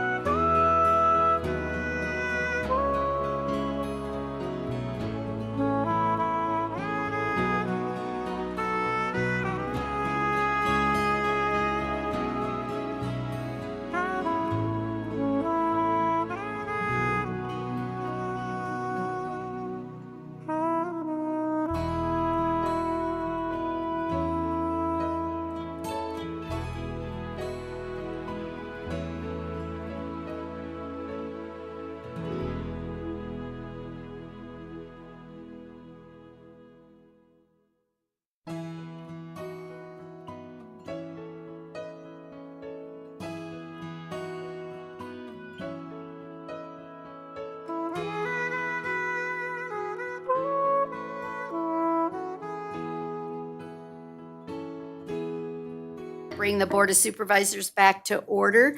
Ms. Sullivan, can you clarify for Yes. us some activities that would happen Sure. with this developer dealing with the park and some of the concerns? Thank you. 100%. And actually, I need to apologize because you actually kept talking and I was a little bit delayed and I think you were there. So Got where we needed to go. And I didn't need It's a you private to recess. matter. But I think the conditions of Right, it's approval what I at do the time best, of so. tentative map were appropriate. We shouldn't revisit those. They have been met. And it was thoroughly thought out as part of the entire Lampa project. I think you did get there, but I was panicking, so I think you're good. Basically, happy to shut talk, up and but I'm don't not mess gonna- with it? Is that what you're saying? There's nothing to see As here. tactfully as she can. Yeah. Okay. Does any member have any other questions? Better not now. Yeah. I appreciate the conversation Yes, because for I people think to it's learn. important to address the question. So I thank you. Well, and I think we haven't had communities that's 100% rental before. And so, like I said, I think every neighborhood actually has a lot of rentals in them, but they don't start off that way in our mind. So thank you so much. So is there any, I'll come back to any public comment on this item.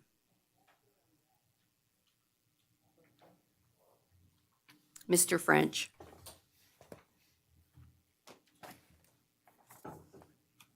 Denny French, Carson City, Nevada. I appreciate your questions and all that HOA situation has me a bit frustrated because when I first moved up here, and it's been quite a while now, HOAs were not really fondly thought of because a lot of them failed and you ended up with the involvement with having to pay for or maintain things. I'm concerned about the area up to the corner up top of the right-hand map, and it's blue. And is that part of the waterway through? And did they go underground with any of the runoff or drainage areas? I don't see drainage areas. I don't like the idea of the primary and the secondary accesses, but that seems too vague and still too up in the air. But I am concerned about the amount of street place, and those were not brought up yet in my ears. I may have missed it, but who are going to be maintaining those roads or those streets?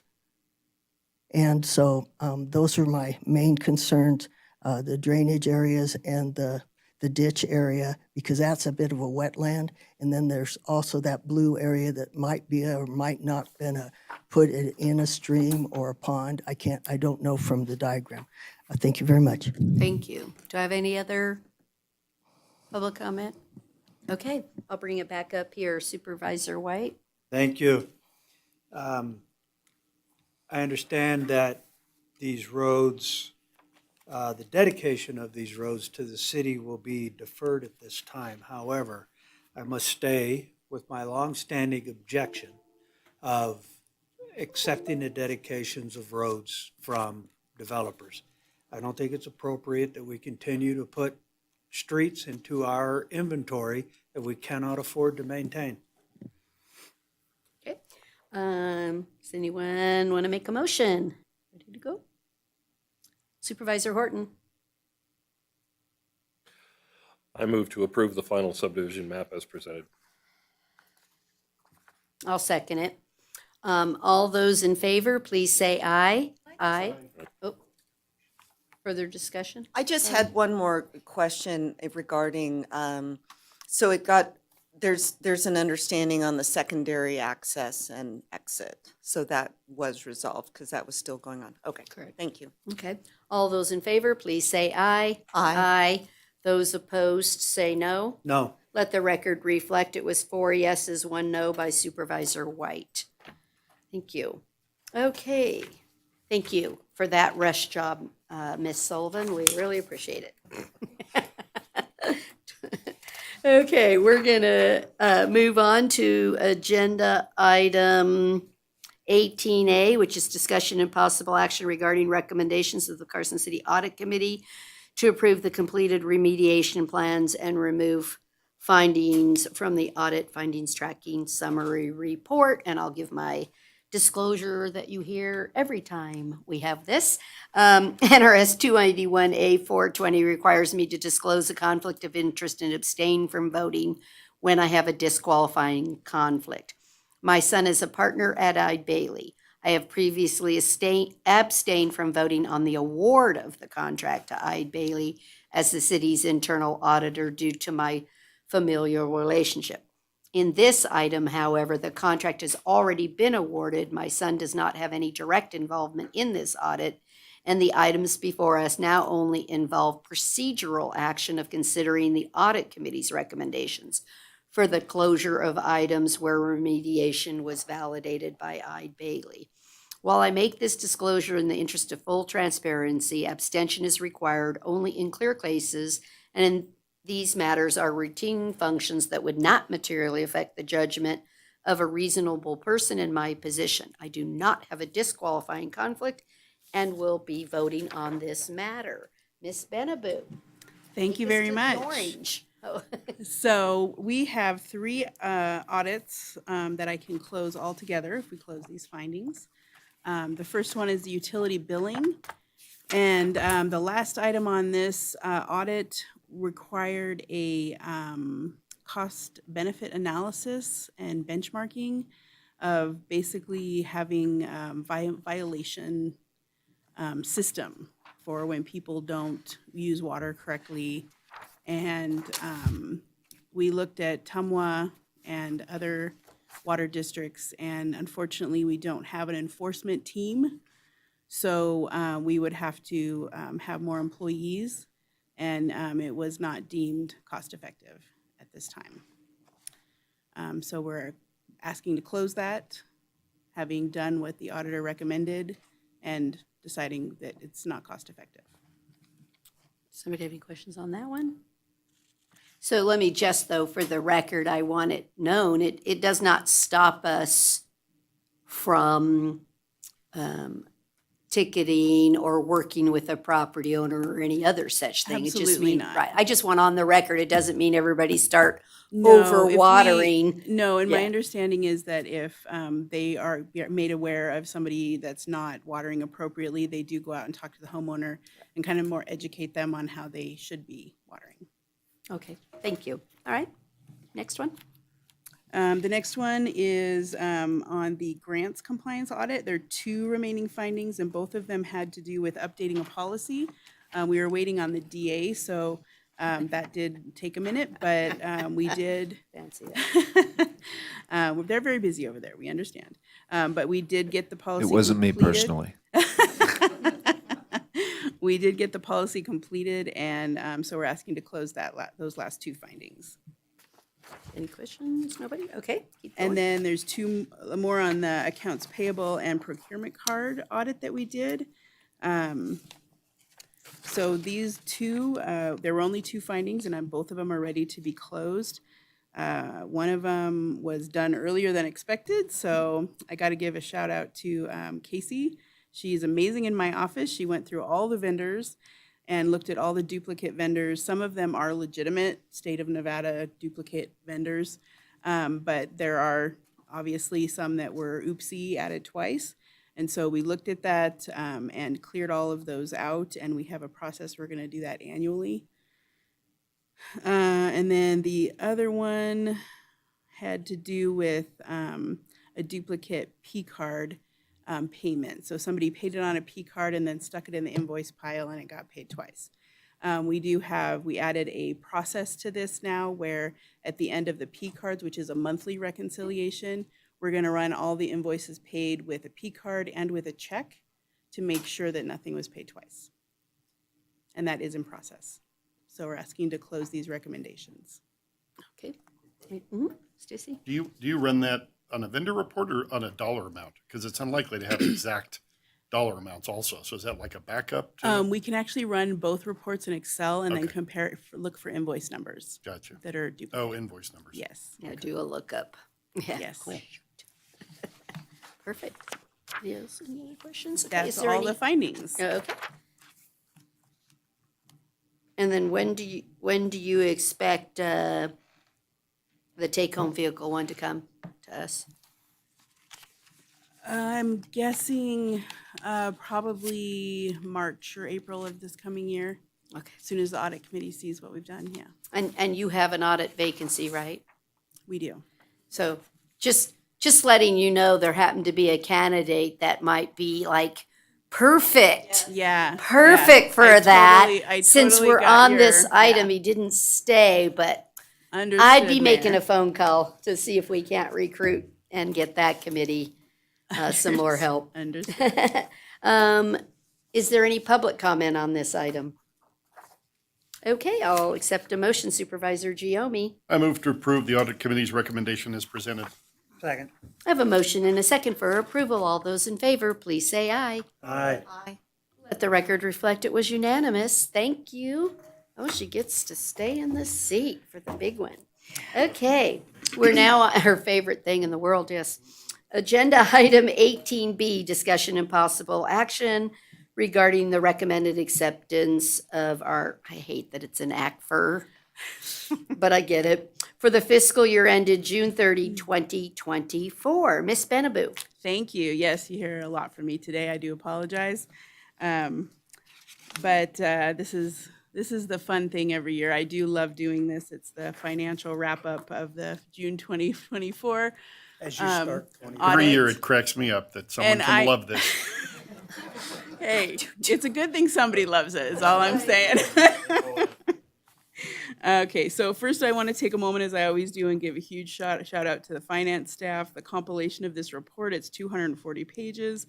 It is not an easy task, as we still have to do all the payroll and AP and P cards and get all of that done in conjunction with this report. So it is kind of an all hands on deck time of year. I also want to thank our auditors, Hinton Burdick. They are on the line. Their audit team asks really well thought out questions. And you know, their recommended tweaks to the ACFR and edits are really very much appreciated. I know our auditors reach out to all the departments, and we ask for statistical information from all the departments. And I mean, we hear nothing but great comments and how cooperative and pleasant everybody is from our city. So that's really a shout out to all the departments. Thank you so much for all they do. There are actually no new GASBs this year. I can't believe that. I know, we had nothing They're new slacking. in 2024. Be careful. Well, yeah. The careful what you doozies are ask for. coming. In 2025, we do have some changes coming. Yeah. There's a compensated absences change. Right now, we value compensated absences as of June 30th, 2024. You know, when whatever we owe people at that date, just in case they leave. That's a liability. They all leave. Yeah. Yeah. So now in GASB's infinite wisdom, they've decided that really somebody with 5 years, even though they won't be paid out until 10 years, we should allocate that they maybe will stay around. So 20% of their value of what we would pay them out in 10 years should be, I know it's going to be a terrifying calculation, and I'm not looking forward to it, but that's the gist of this. So that's going to be fun for 2025. It's going to increase the liability, so be prepared. So I'm going to walk you through a few things here about the document and the layout. Page 6 is our Certificate of Achievement. This is the 34th year in a row that Carson City has received this. This is really a feather in our cap. It means we're creating a high-quality report that meets all of the regulatory requirements. And then on page 9 through 11 is the independent auditor's report from Hinton Burdick. We did receive the highest level of assurance available, which is an unqualified opinion or unmodified opinion. Sorry, they keep changing the language on me. Page 12, if you read anything, that's management's discussion and analysis. It's a recap of the report, and it does have other, page numbers to, if you want to dig in deeper, where to go. And then, unfortunately, we did have a couple of budgetary issues this year. The ambulance fund, there was a overspend of $269,167. The ambulance fund is pretty large, so that is kind of a smaller number as far as the ambulance fund. However, there were unanticipated increase in overtime and the OPEB and pension adjustments that created that issue. So OPEB and pension, I have talked to you in the past about that. These are huge liabilities that we have to incorporate in our financials. We will never have to pay PERS, ever, but GASB wants us to incorporate a liability. OPEB, we pay on an annual basis, so we will never have to make that huge payment either. But those adjustments sometimes make us go over budget, and we try really hard to budget it. There was working capital. I could have added another $500,000 in the budget just to make sure we didn't have a budget violation. But I did think we had enough when we did the last round of augmentation. So, you know, it happens. Workers' comp, this fund is struggling because of the number of claims. I can't seem to bolster the budget enough. It seems like every year I add money to that budget and we're still over budget. That fund is actually in a negative net asset position. There is still cash flow, but again, because of the OPEB and PERS liabilities, the net position ends up being negative a little bit. So it is. So it's not a cash problem for paying of claims. I think that's what's. It's not a cash problem. Right. However, the reserve I usually keep of about $3 million is currently only $2.2 million. And this is one we So- assess then back out to account. So are you telling us for this next year or two, we may need to look We to are going to be increase the increasing it. rates Yeah, in 24. across the internal service funds for Yeah, in workers' comp? 24, I increased it by 10%. In 23, I increased it by 15%. I think this year I'm going to increase it by 15 to 20%. We need to start making some positive ground on this fund. Yeah, sorry about that. We need to So- start making some positive ground on this fund, so. Are you seeing the difficulties on worker comp claims an inflation deal where the cost is just out of sight, or do we need a better safety plan in the city? Yeah.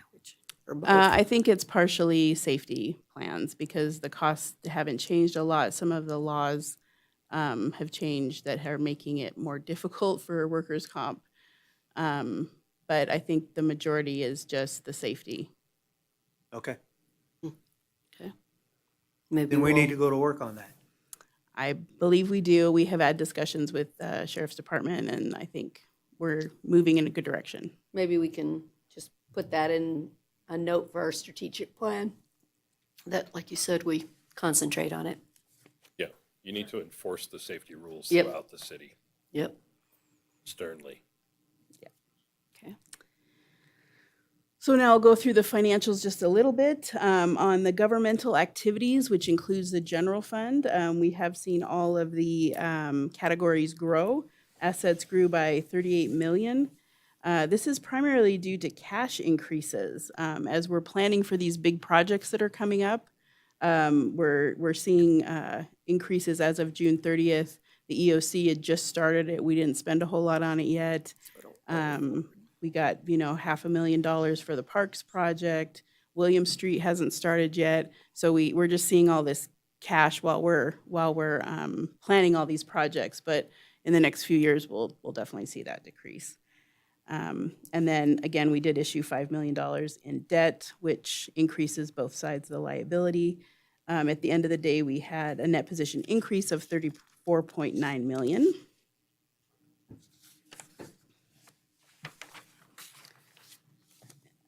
And then on the statement of activities, this is the net position, the revenues and expenses. We saw revenues increase by 16.9 million. That is property taxes came in and C-taxes a lot higher than expected, 6.1 million. We had another $6 million in developer contributions. And then it's really amazing, the interest income has been growing as well. So we had quite an increase in interest income as well. I think that's on an upcoming slide, so I won't ruin my presentation here. The change in net position from year to year increased 2.5 million. So it was 32.5 last year. It's about 35 this year. 34.9, same thing. So the next slide lays out all the revenues for the governmental funds. General revenues, consolidated taxes, property taxes, and gas taxes are still the majority at 67.1% of all of our revenues.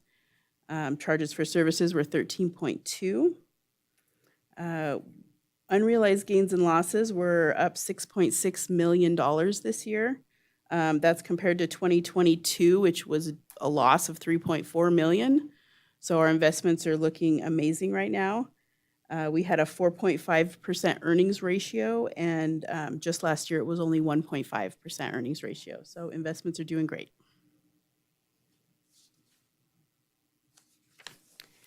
This is the expenses by function. It's a quick slide I like to lay out just so you know where our priorities are. Public safety is number one. 40.1% of all governmental expenses are the public safety. General government comes in at second. I like to point out to the public that's the DA, that's IT, my department, HR, your department, the Board of Supervisors, city managers. It's all the supporting functions of the city. Comes in at 20.6% of all of the expenses. And then, as always, Public Works and Culture and Rec come in third. They're always very close. This is where I always show the gap in the revenues and expenses of the general fund, and we have to have that gap or we can afford no capital. So this does not include any transfers. This is strictly revenues and expenses of the general fund. And we always want to see that gap, which I'm happy to say there's always a gap.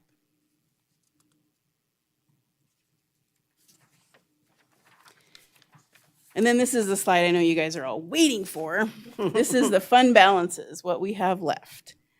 So the general fund, basically all of the restricted funds and all of the funds we cannot spend are very similar to last year. So I'm not going to talk a whole lot about those unless there's any questions. The unrestricted funds, the 25 million, that's where we want to spend our time because that's money that can roll forward and potentially be spent in 25. So for fiscal year 25, we budgeted a beginning fund balance of 18.1 million. The actual ending fund balance for 24 was 30 million. So we have $11.9 million that we're going to roll forward. Now, don't get too excited. Nah, we've already spent some of it. 1.7 million I of that was is gonna say that. restricted. Yeah. It has to be spent for various courts and programs that are restricted via NRS.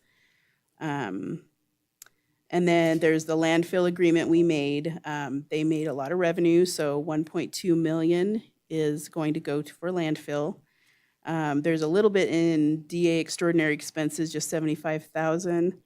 2.5 million I want to roll forward due to the effects of the comp study, just so we can continue to have money to roll forward over the next 5 years. It's part of the 5-year plan, so we want to be able to afford that over the next 5 years. And then the Brown Street property of 300,000 I've been holding on to. So a total of about $5.8 million is already accounted for. So that leaves about $6 million that I think will roll forward. Now, this is not a question for today on how I want you to spend it, but I want you to think about it because it's going to come back during augmentations. And, we still have $20 million in deferred maintenance. We didn't put as much toward it as we wanted to last year, so that number is growing again. We did have it down to, I think, 17 million at one point, but because we haven't been able to spend the capital on it, it's growing again.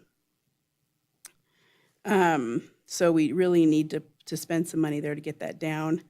The fire contract actually had a large effect on overtime, and so I think I'm going to have a large augmentation this year again at the end of the year for overtime. So I'm actually hoping to move another 1.5 million into contingency to help with that. And then I would like to put the rest towards capital, which is about $5 million, 4.5. So Sherry, how much of an impact is the new PERS rate going to hit our budget that was unanticipated? So the last one was smaller, and it was a 13.1 impact with the actual rate increase and the obligation. So unfortunately, I'm expecting it to be bigger, 15, 16%. Oh my goodness. Big. Yeah. Are you thinking it's I mean, at some millions point, I across our feel like system? PERS is going to be overfunded and our obligation will go down, but that hasn't happened yet. So Because it went up to 58%, right? Yeah, it's also because of the same rules that we're going by, the Gatsby rules about, I mean, literally they have to fund as though every single public employee in the state retires at the same day, like today. And it's so unrealistic. I know. And their rates keep going up because of that. I mean, the good news is they are 74, 75% funded. Yeah. One of the highest funded, if I'm not mistaken, in the country. Yes. And the issue here is interest rates, right? So if interest rates go up, we're going to be way overfunded. Yeah. You know, because of the deferred or not deferred. Just Oh, the I way don't they have my apply it OPEB to the hat on. fund. Right. Yeah. Funded mandate, Yeah. Yeah. which is not real. No. It's just, It's basically the a problem is big this will guess be of what real. we're going to pay in the But this future. one is real cash. Yeah, Because yeah, our exactly. actual payment rate is going to 58%. Yes. So it's like, is Yes. it millions? Yeah. Yeah, I just feel like every time we're starting to make some headway here and something else changes and, okay, we only had that money for a moment. Okay, Yeah. thank you. No problem. So the business type activity, we'll go over just a little bit. This is the ambulance, building permits, and all the utility funds. Their total assets increased 10.4 million. And then they had a reduction in debt of 8.9 million. Again, the 10 million is basically due to the quill treatment plant. We're designing, we're getting it ready to go, but we've got all this money sitting there. And then we've got more, money coming in, and we're just not spending it as fast. Once we get the quill treatment plant, again, I think we're going to see a decrease in the cash there. And then the 8.9 million in debt is just pay down of principal from their bonds. So we did have an increase in net position of 19.3 million.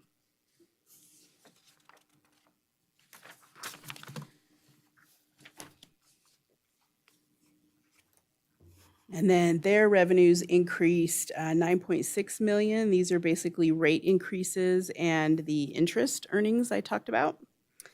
And then they have additional expenses. Again, these are basically the pension, as we just discussed, and then COLAs and merits.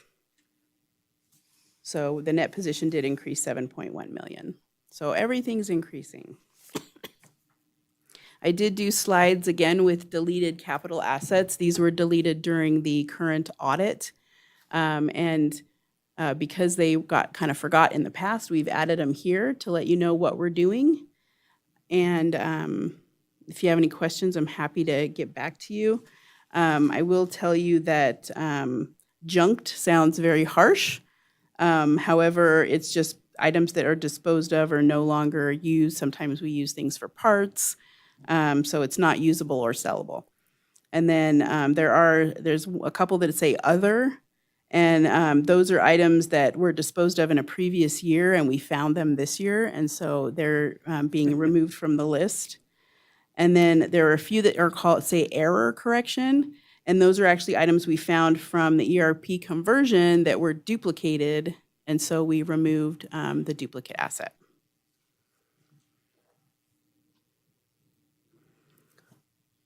You will see on page 3, the Northgate building is removed. Lose any vehicles this time like last time? No. Oh, good. We didn't find one though either. We did not. Well, we did find a printer. Oh, there you go. That's on page 3. We did find a printer that we disposed of last year that, whoopsie, we found and we're using, so. I mean, every year we work with the departments on this inventory, big, huge inventory list. It's and hard. it is not easy, but No, we it's go hard. through it all, so. Mhm. And if there's any questions, if not, I will move to Hinton Burdick's presentation real quick. They're going to go through some required communications.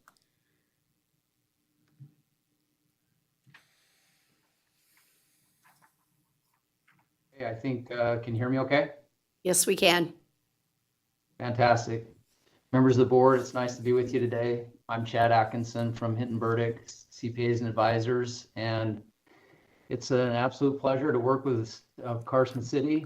I'm on my introduction slide. Just wanted to say thank you to the city and for all of their assistance with back and forth exchange of information. We understand that we ask for a lot, and we look at a lot of different documents and have follow-up questions, and we understand the intrusion. So we're thankful for Sherry and all of the staff for assisting us with that. I wanted to just say too that it's awesome to have competent and capable staffing, and you have that at Carson City. You have very capable people and pleasant people to work with. So thank you for that. I wanted to just talk a little bit about the audit approach, our team, timeline, delivery, things like that. Things went very well from the audit approach this year. We actually moved our normally scheduled field work back a week on the calendar. And then also simultaneously, we actually moved our delivery up a week on the back end. So we were able to, I think, do a very good, efficient job with the audit, working with Sherry's team. And there may have been some desire to be on Thanksgiving break too, before having to deal with the ACFR and things like that at the end of the month. So we were happy about that, and I think hopefully the city was too. Wanted to say thank you to my staff for the assistance. It's me and a team of people. I should have numbered them all, but I think there's at least 6 to 8 different individuals that work on the engagement. And we've tried to keep a good, consistent team on the city's engagements so that we can have efficiency kick in as we do the audit. So you'll have an on-time delivery today upon acceptance of the report. I'm going to make just a few comments. Sherry's covered the bulk of what I would cover in my presentation with the slides, but on the audit reports, we did issue an unmodified or clean opinion on the financial statements as expected. And there were actually no audit adjustments or adjustments that were needed to the financial statements as presented. So that's compliments to the staff. Can't say enough about that's a rare thing in my industry, at least, working with a client that doesn't have any audit adjustments. So congratulations there. We also issued our report on internal controls over compliance and on, internal controls over financial reportings and non-compliance. That's on page 224 and 225. There were no findings to be mentioned. Let's go to the next slide, Sherry. So we also issued our report on compliance for each major program, federal program that was tested. That's on 226 in your financial statement, and there were no findings there. Page 237 is the summary of auditors' results related to the testing of your federal expenditures. We actually tested 4 different federal programs this year, just according to the requirements for testing, and there were no problems or issues in any of those programs. So the city continues to be a low-risk auditee, which is due to maintaining consistent year-to-year, no findings in the federal single audit area or in the financial statements. So the city's been able to do that and maintain a low-risk status. Okay, so a couple of other communications. I don't think we need to spend any time here because I think Sherry covered this, but you had a couple of funds that went over their budgets, and then also some deficit fund equity. in the workers' compensation fund. So we'll just keep going to the next slide, Sherry, if we could do that. Just some bullet point, high level things that we're required to communicate. I'll let you just kind of read through this slide. There were no disagreements with management. We got all of the management representations that we needed. There were no consultations with other independent accountants on the financial report that we were aware of. Your significant accounting estimates, depreciation, compensated absences, that will become a bigger estimate with the new standard coming out. And then also the pension and OPEB liabilities are considered estimates as well. So, and then final slide, I've got my contact information in case you want to reach out and answer any questions today. We're happy to get back to you. I've also got Chantry Jensen, who's my audit senior that's been assisting with the engagement. Appreciate his help. He's actually listening on today to make sure I don't mess up. So with that, do you have any questions for me? Does any member have a question? No? Great. Thank you for your work, and super exciting to see that we didn't have any findings. So great job by everyone. And I do believe you when you said it's really rare to get to that. So hats off to Sherry and her team, and really everyone out in the departments too, because it takes everybody working together to take the financials seriously, right? And to do internal controls and not, just great job, everyone. And just for the public that's listening, because often, I don't know, I just like to point out pages that I love to go to in the audit and refer to, because I think sometimes we glaze over when we get an audit, but to really look at the importance of some of it. And so I really enjoy going to page, and I know you're all going to love it too, because I do. But if you go on page 235, and it's got a technical ASIFA, but it's really our federal awards, and to see the amount of money that we bring into the city from the federal government. And so while you as a taxpayer paid in your federal taxes, I'm always interested in per capita, or what am I bringing in? You know, is it $30 a person, $100 per? Anyway, I just find this one exciting to watch year after year to see. So we brought in $15,973,241 in federal money that we brought in to help better our community, and that our taxpayers in Carson City did not make a direct payment of in the tax base in Carson. So I just thought I like to show that, and it really shows you every department and all the work and the different grants that we're tracking. And I know that that's especially difficult too, between the departments and finance, to get all those properly tagged and accounted for and meeting requirements. So I just think that's a neat one for the public.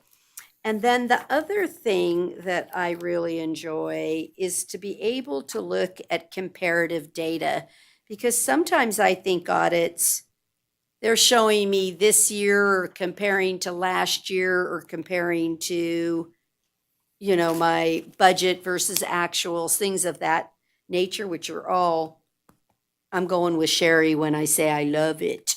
I do too. It's in my blood. But I also think it's really valuable to look at our comparative tables that give you 10 years of history. That to me is what really tells me the message of we're on track or we're getting off track, or where are we seeing something that we should be highlighting or looking at or putting in a strategic plan.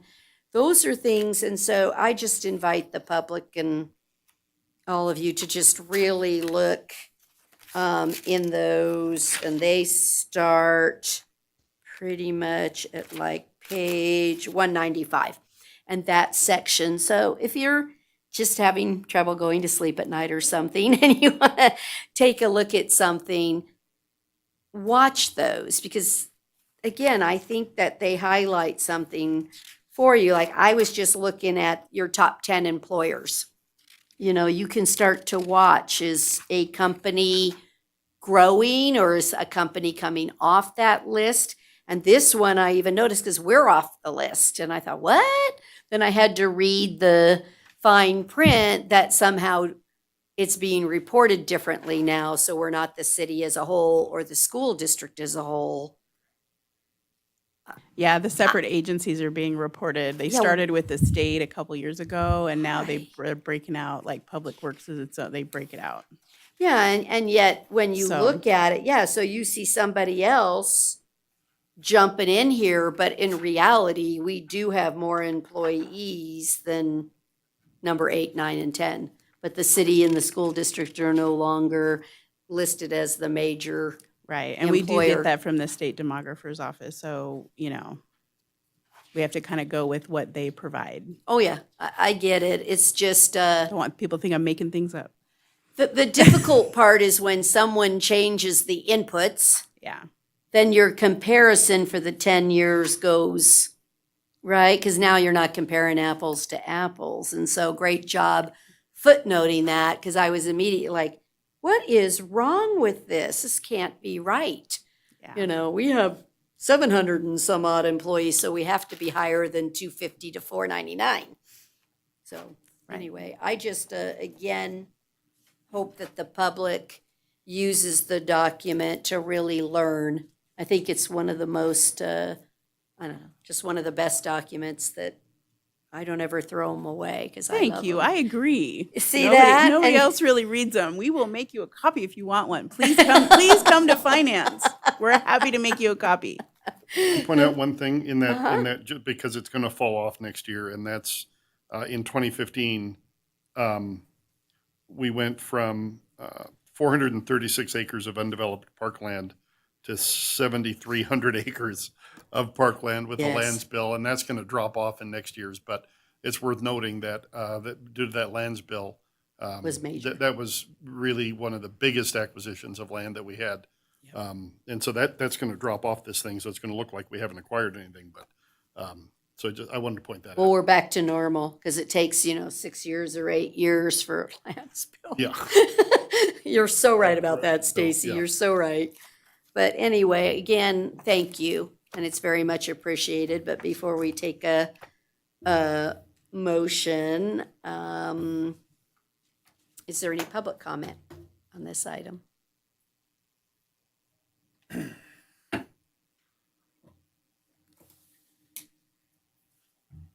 Denny French, Carson City, Nevada.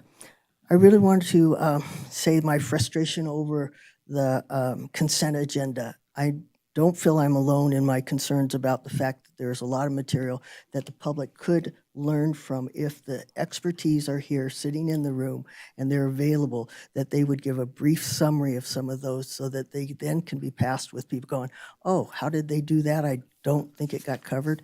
So that would help me a great deal because there are things that I'm not finding, like the gallons that the water heater or the hot water tanks and such. Were they big? Were they boilers? What was the deal? And it really didn't come through in all the reading that I did.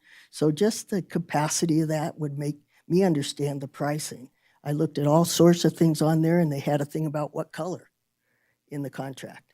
And that didn't help me with my basic concerns about, are we paying a whole lot for like the space did for the toilet seats?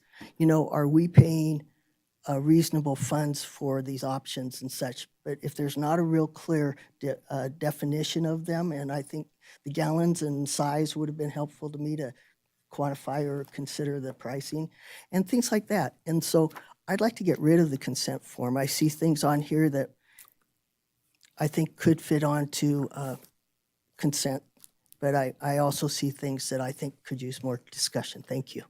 Thank you. Okay, any other public comment? Again, we're on the ACFR. No? Okay, I'll bring it back up here for, no, that's okay. You got your final, you just took it a little early, but we understand. It's all right. I'll take a motion to accept the report.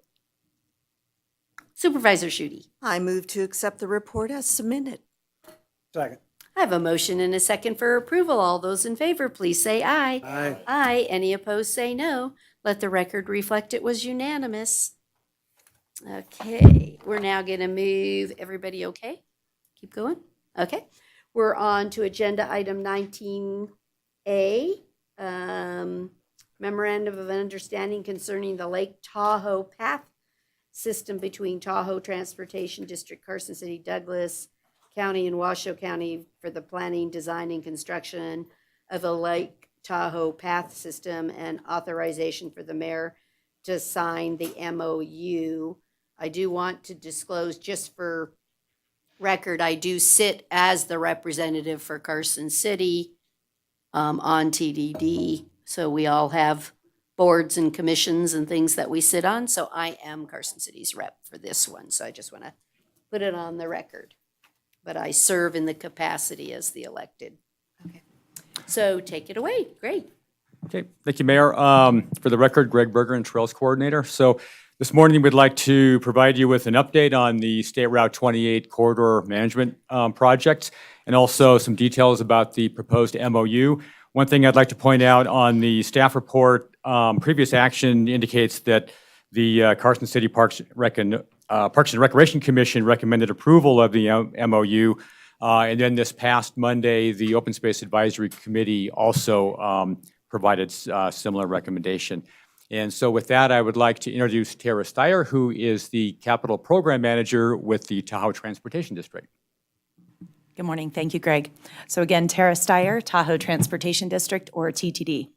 So we are working to implement several proposed projects within the SR 28 corridor between Incline Village and Spooner Summit. So those projects will expand transit, will extend the Tahoe East Shore Trail, and then we'll also create designated parking areas to relocate those shoulder parked vehicles we're all very familiar with. So I'd like to review those projects with you this morning and then discuss the draft MOU. And that MOU is between TTD, Douglas County, Washoe County, and of course Carson City. And the MOU supports 3 projects in the basin. All right, so if you've driven through the corridor in the summer, these images are probably very familiar to you. And we don't have to look far to recognize congestion and safety concerns, but we also have some environmental considerations there as well.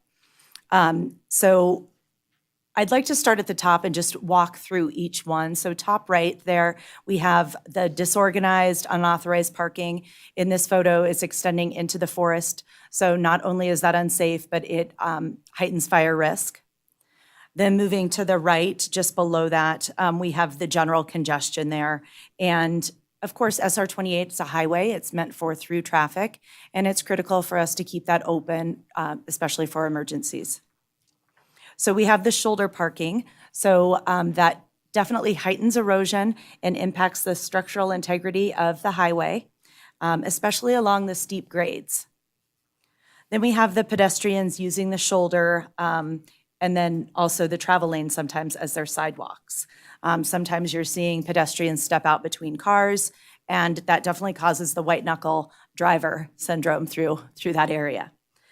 So then we have the vehicles parked over the fog lane. That narrows the travel lane, often pushing traffic into the oncoming lane. And then finally, it's a bit difficult to see, but there's a gentleman on what we call a social trail.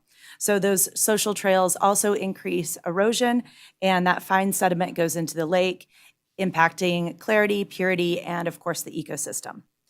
So this is compounded when visitors see this type of free-for-all approach.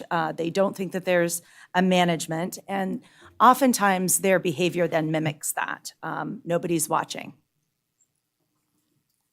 So in 2013, we had 13 partner agencies come together to develop the SR 28 National Scenic Byway Corridor Management Plan, and I'll just refer to that as the CMP.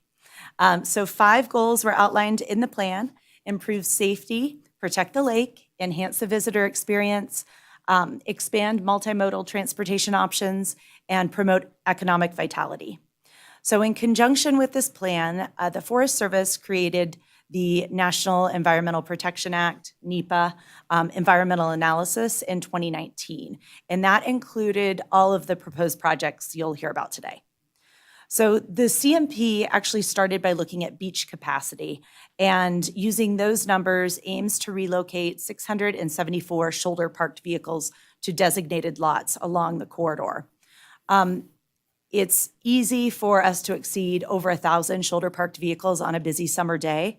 However, we won't be able, just due to topography in the region, we won't be able to probably do a one-to-one replacement there.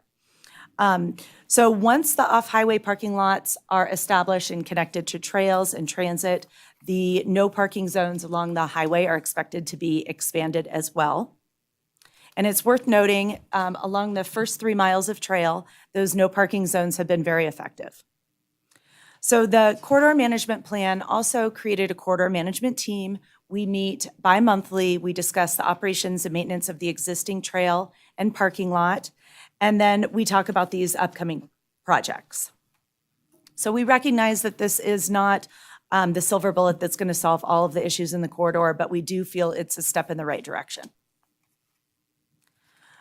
So there are a number of transportation plans in the basin, and here are just a few that do support the same objectives in the corridor. So the 2017 plan focuses a lot on mode shift, or transferring those personal vehicle trips onto transit. And to increase that mode shift percentage, we definitely need to have the infrastructure and transit routes expanded to those recreation areas. Then we have the goals of the 2020 RTP, Regional Transportation Plan. They align with the CMP. And then we have Tahoe Regional Planning Agency's Vision Zero strategy. So it includes a high injury network analysis that evaluates the crash data in the basin. And there are several areas along the corridor that reach that high injury network threshold. So all of these plans work together to provide that consistent direction for transportation planning. And this couldn't be done without the partnership of everyone, all the agencies listed at the bottom of the slide here. So I think all of you have this handout in your packet, which is probably going to be easier to read than the slide here. But these are the number of projects proposed for the SR 28 corridor. I want to emphasize that this is a living document. Those construction years and even funding amounts are changing frequently. So additionally, all of our projects are based on the priorities of the partners as well as our funding source. So I'd like to start at the top with the North Trailhead and Water Quality Project. So that is an expansion of the existing East Shore Trail and the 90 spaces that are already in place. So this would be up to 45 spaces in the NDOT right-of-way there. And it's around Sweetwater Road, if you're familiar with that area. So we'll be sharing conceptual drawings with the business owners in that area very soon, New Year. So then the next segment is the completed 3 miles of trail between Incline Village and Sand Harbor. And that also includes those 90 off-highway spaces, parking spaces. Then we have the trail segment that is in mustard color. That's the Sand Harbor to Thunderbird Cove. So that's 1.75 miles of shared use path. And it really extends the East Shore Trail further south beyond Sand Harbor. Something exciting about this trail, we received $24 million in RAISE grant funding earlier this year to move that project forward. So this project, along with the next segment I'll discuss, are relevant to the MOU. So that dark orange segment is Thunderbird Cove to Secret Harbor. So that's just under a mile of trail, and it includes parking improvements at both Chimney Beach and Secret Harbor. So the combination of the two lots is up to 250 parking spaces. We may not reach that number, but that's in the environmental analysis.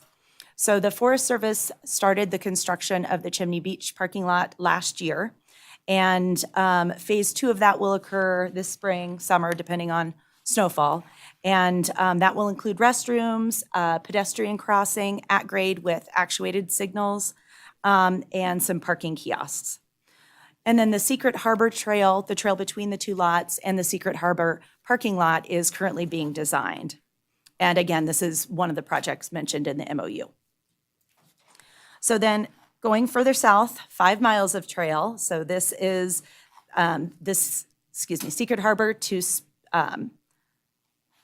Spooner, And this is certainly on our radar because it's part of the trail network. But we do not have any secured funding for this section yet. So this will be further down the line, probably over 5 years out. And then finally, the Spooner Mobility Hub and Aquatic Invasive Species Inspection Station, or AIS.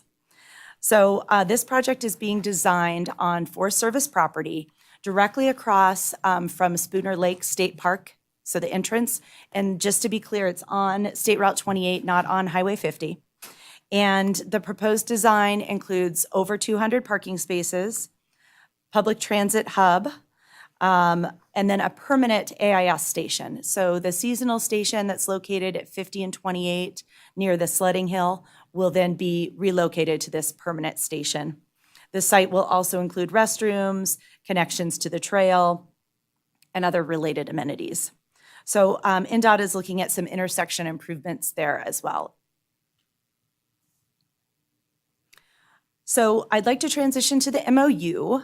So back in 2012, an MOU was created between Carson City, Washoe County, and Douglas County to outline the use of State Question 1 funds.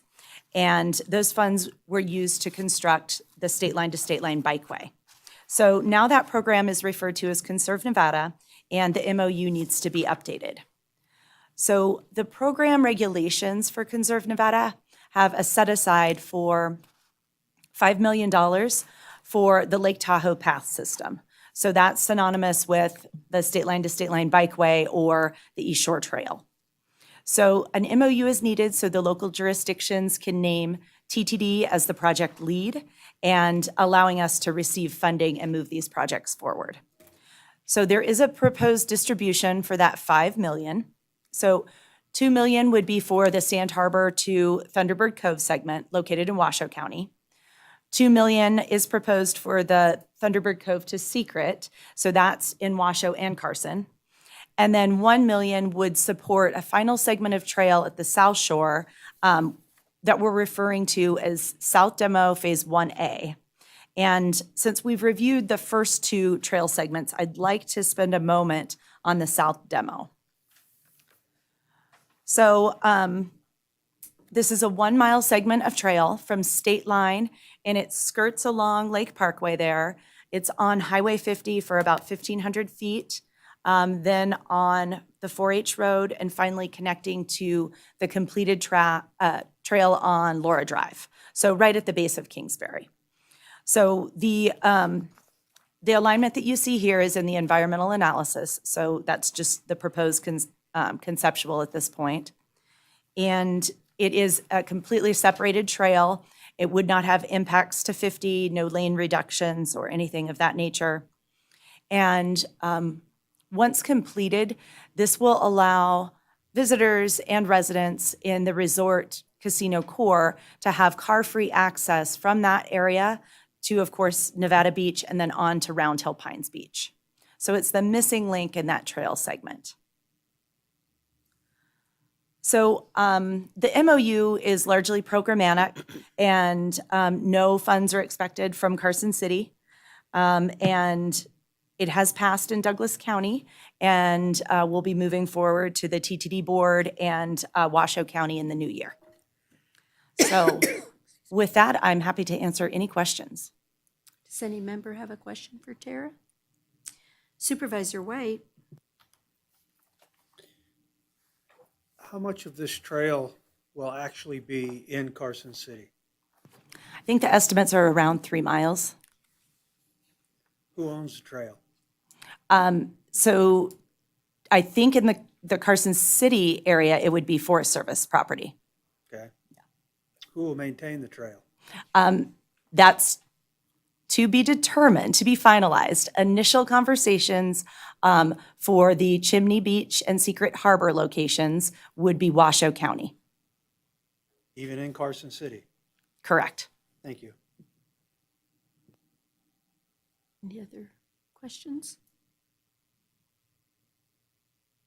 Okay. Is there any public comment on this item? It seems kind of strange that we're actually a party to something in which we have zero payment and zero obligation. But we have a few miles within the area, so there's a technicality that we have to work on this, but I'm extremely happy that it's not costing us anything. So, Not today. oh, do you think there'll be some long-term potential? As just stated, to be determined who maintains it. But no one can force us, right? I mean, nothing in this agreement forces us to maintain the future of this system. That's correct. We're not obligating ourselves today to do this, and Page so. 697. Okay, where are Commitment you to reading, Mo? Responsibility. Work together to plan the acquisition, design, construction, and maintenance of the bikeway.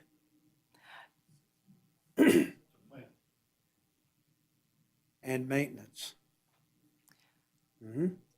So we have, if I may, we have an interlocal agreement for the first 3 miles of trail. And that's located in Washoe County, which they do handle the operations and maintenance. So the amendment to that agreement is underway. Currently, it's with Forest Service, and they're looking over that. But that's where Exhibit B within the agreement outlines the operations and maintenance. So again, Washoe County has verbally agreed. We don't have a signed agreement, and that's my only hesitation to say we don't, 100%. Thank you. So can I understand something too? So Exhibit 2, though, is the old agreement, right? So Correct. does it expire and we have the new Exhibit 3? So in Exhibit 3 that we're doing today, we don't have a maintenance component, or do we have one in this one too that says we don't, right? That I can recall. I would have to look. I didn't think I saw one. I thought we were actually getting better, Maurice. Because it's not got one in there. No, it's in there. Where's it at? It's on page 702. It's agenda item or agreement item 3A. It's the exact same language. Work together. Yeah. It doesn't appear to be binding to me beyond working together. You see it? Yeah, we can just say no.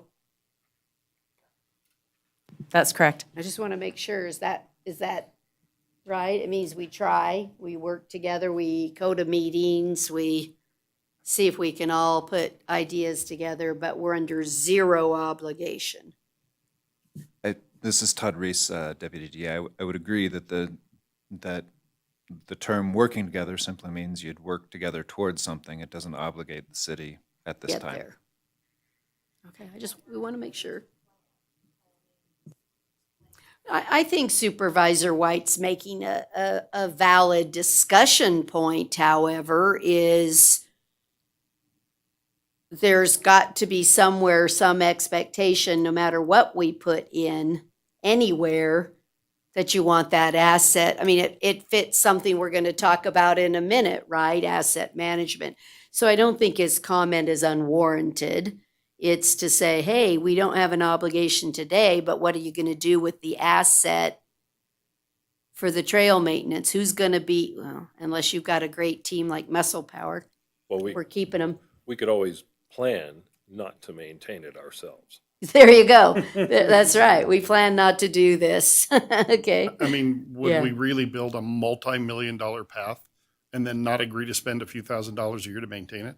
Well, that would be pretty short-sighted of us. I agree this is not committing us, but it would be Right. asinine of us to accept this millions of dollars of largely federal and state money that's going to go somewhere. It's not new money. It's money that will be spent in the basin.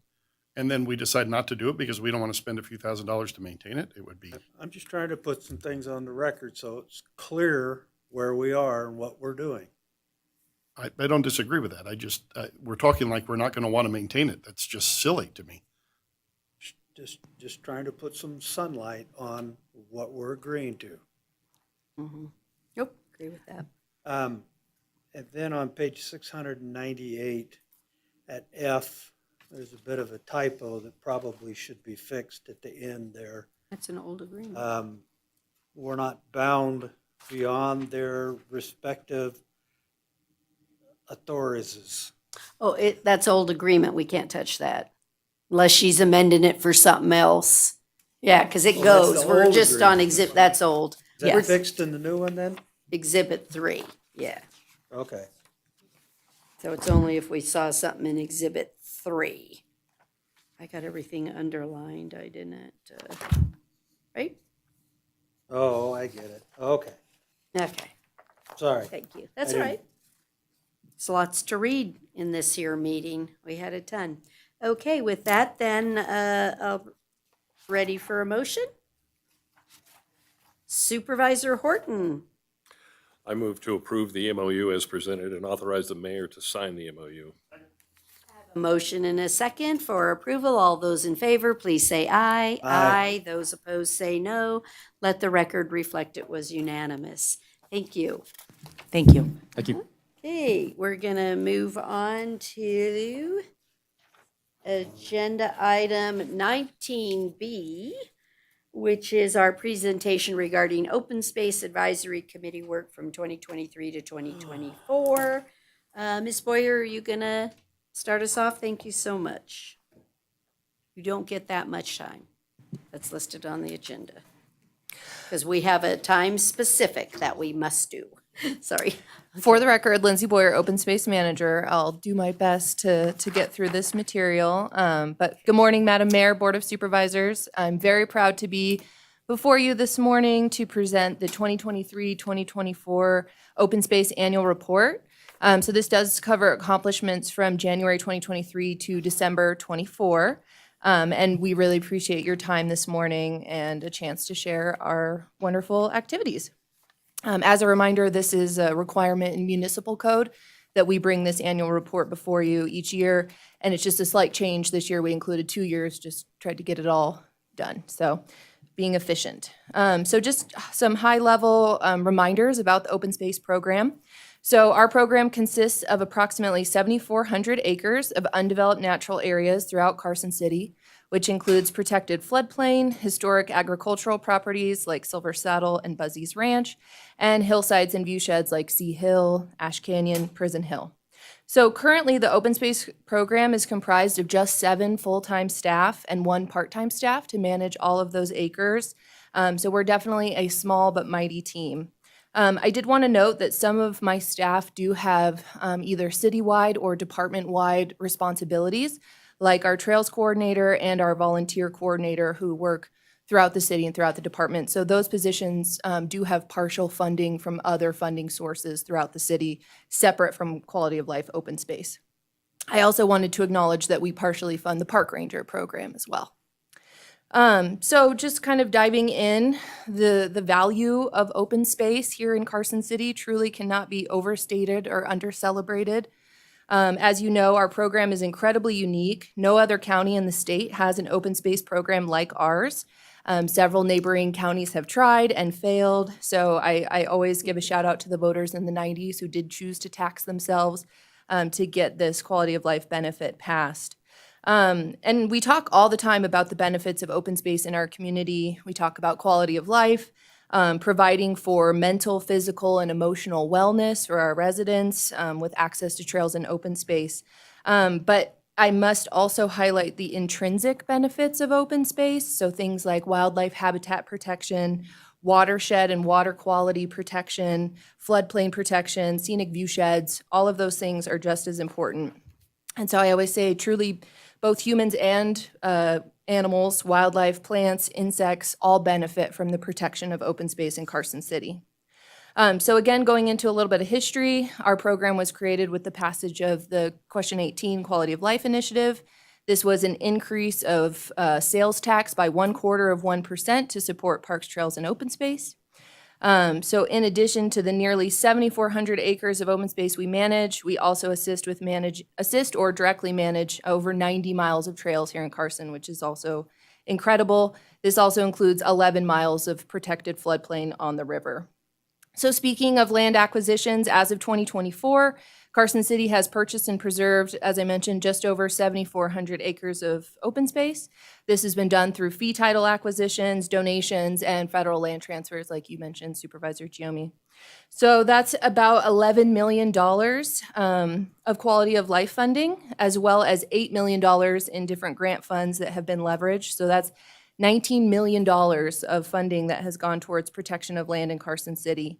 And I do want to note that some of these properties had been proposed for development and they were saved through acquisition. So parts of Prison Hill, Silver Saddle Ranch, and Buzzy's Ranch, just to name a few. And talking about grant funding, as of 2024, we were a partner or directly managing over 11 different grants, which equals over $7 million in grant funds. I'm very proud of our staff, not only for going after those grants, but being successful in managing them. You can see that there is quality of life matching funds associated with those grants, but it contributes just about 1% of the total grant funding received. So that just shows how far we're leveraging those dollars. And I did want to talk a little bit about kind of what is open space. So here in Carson City, we are so lucky that we have so much open space and trails in the urban corridor. So this means that our residents and visitors have a desire to access and recreate on those open space areas and trails that are near their homes and their work. So open space is not considered wilderness. It is considered an undeveloped natural area within our urban core that has been funded or maintained through that quality of life sales tax, which is really ultimately funded by all the residents of Carson City. We talk about balance all the time. I say balance with a capital B. So when it comes to recreation versus preservation, we really try to walk that line between providing these opportunities for the public and then preserving those special areas that we need to preserve. So given the accessibility of our trails and open space and the public's desire for diverse outdoor recreation opportunities, providing the public with safe, fun, and sustainable recreation opportunities is an important goal for us. It really allows us to concentrate the visitation in areas that are durable and designed to handle that use. So speaking of trails, I'm going to turn it over to Greg to tell us a little bit more about his projects. Thank you, Lindsay. So it's my privilege to be able to talk today about our many trail projects that we have going on in Carson City. So I'll start with the Capitol Tahoe Trail, which really puts Carson City on the map. For the first time, a hiker can leave the steps of the Capitol and take a single-track trail all the way to Canada or Mexico. And that's the culmination of an 8-year effort by Muscle Powered. But I want to emphasize that while Muscle Powered was the lead on this project, they couldn't have done it without the support of the city. Our Unified Pathways Master Plan is instrumental in obtaining grants, and it also demonstrates credibility when we go to meet with partners, when we try to bring state parks or the Forest Service or private landowners into the fold, for example. Visit Carson City funded the environmental and cultural studies for that project, and then, of course, the Board of Supervisors approved the critical easement on private land to complete that trail. And this trail has already received national recognition when it was selected by the Coalition for Recreational Trails for outstanding use of recreational trails program funds in the community linkage category. And we're gaining worldwide recognition through the Capital to Canada Quest, which is being sponsored by Visit Carson City. So sometime this spring, 2 individuals will depart from the steps of the Capitol and they will begin their quest to Canada, and that will be well documented in real time via social media. And I'm really excited to see that happen. So Greg, yeah, since once they get to the Pacific Crest Trail, mm-hmm. they could split, one go to Mexico and one go to Canada. They could. They could. But they don't get $5,000. This particular, particular promotion is to Canada. It's been promoted in Canadian travel magazines and in some national and international publications. But yeah, now they've talked about maybe another one that would go to Mexico. That could be the next promotion, yes. Uh-huh. There were hundreds of applications from people to. Really? I think it was just over 100. There were actually about 300 applications. Yeah, about 300. It was hard to go through that. We did interviews of the last few and selected 2 individuals. They're both women. They're both happen to be from Colorado. and they're very excited about And it. have we heard, Greg, if they've gotten their permit? Do we know yet, or does permits come out after first of the year? So the application period is January. Okay, so hasn't even applied yet. Correct. You need a Yep. permit. You have to do a permit to walk the trail, certain parts of the trail. The Pacific Crest Trail, right. So the capital of Tahoe connects to the Tahoe Rim Trail, which then connects to the Pacific Crest So Trail. people know someone's out there. Well, and it's limited. They don't, you They can't. don't want yeah, hundreds and hundreds of Correct. people. Like the Appalachia Trail. Yeah. Correct. So are they going as a team? They going They could go as a team if they choose to. I don't know if they have hooked up and want to do that. They were individual Yeah, applications. They were all individual separate- applications. It was all separate applications Correct. from all over the world. We did, yes. Uh-huh. One of the finalists was from Australia, if I'm not Yes, and mistaken. she, Is that and correct? she is a Yeah. runner-up. She is, we selected the 2 primary candidates, and then we have 8 runners-up that are also applying for permits, so that if someone doesn't get a permit, there's a backup, or if somebody, for whatever reason, has to drop out, we'll have backups, so. Yeah, and You the, get the most permit. of the permits are issued starting from the Mexican border, and so those are a lottery system. Being that this is going to be starting from the North Lake Tahoe, we don't expect that there will be an issue getting permits. We're certainly hoping for that, so. Yeah. Okay. So we also, this year, we completed the Desert Peach Trail, which makes an important connection on Prison Hill. That was requested a lot by a lot of people. And right after we finished that in June, I was able to use that to ride my bike to work one day. So I talk about having a cool job. Being able to commute on a single-track trail to work was a highlight for me, and see the sunrise over Prison Hill early. It's like 6 o'clock one morning. And then the Morgan Mill Interpretive Plaza, which we just opened up last month, that was completed with partners from Public Works, CWSD, FEMA, Silver Jackets, and Waste Management. We created an ADA accessible interpretive plaza, which we're very proud of.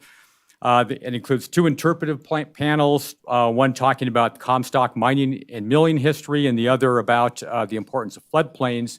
And then the high water marker, which is a crazy tall pole. And if you haven't had an opportunity to see that, the visual is stunning when you look way up. And I know the mayor was looking way up at that and with big eyes, and you see the 1997, and you can't imagine, we had water that high? Yeah. Yeah. So anyway, if you haven't seen that, I'd recommend going out and checking it out.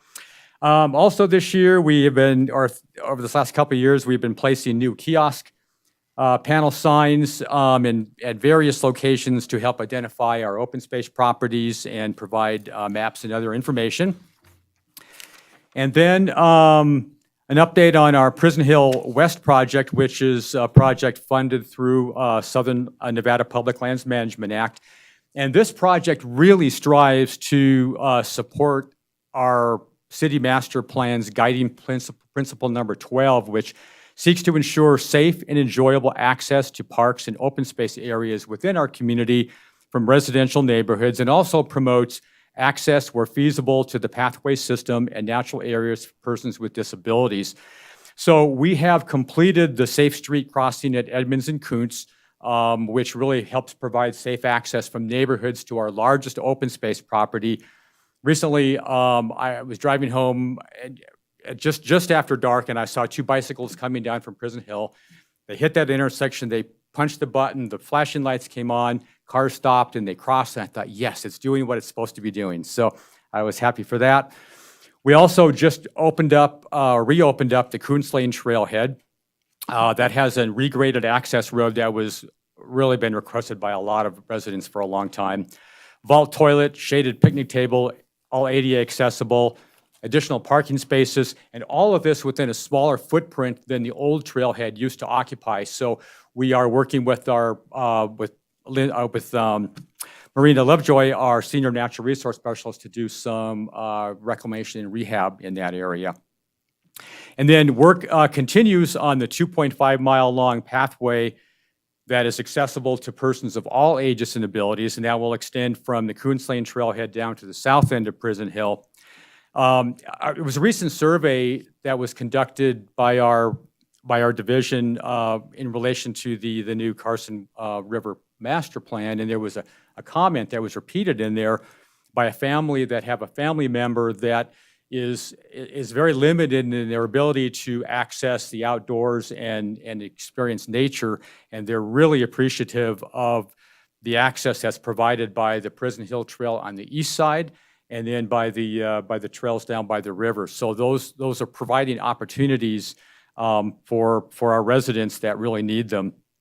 And actually, yesterday, in fact, I talked to another resident that uses a tricycle, an adaptive bike, and he is very excited about being able to try out this new Prison Hill Trail once that's completed. And for me personally, when I travel on these trails and I see the diversity of people from all the ages and abilities and sizes and shapes and colors, and it makes me proud that our community does try to provide those opportunities, and I'm really grateful to have some small role in that.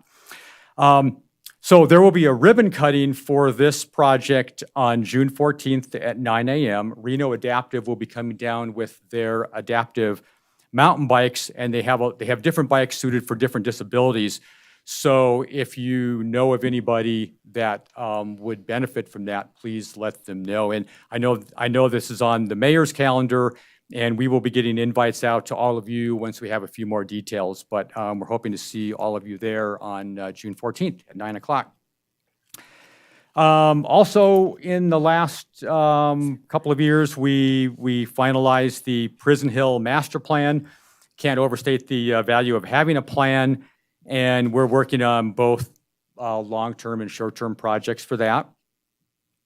Trail use monitoring numbers, a few takeaways.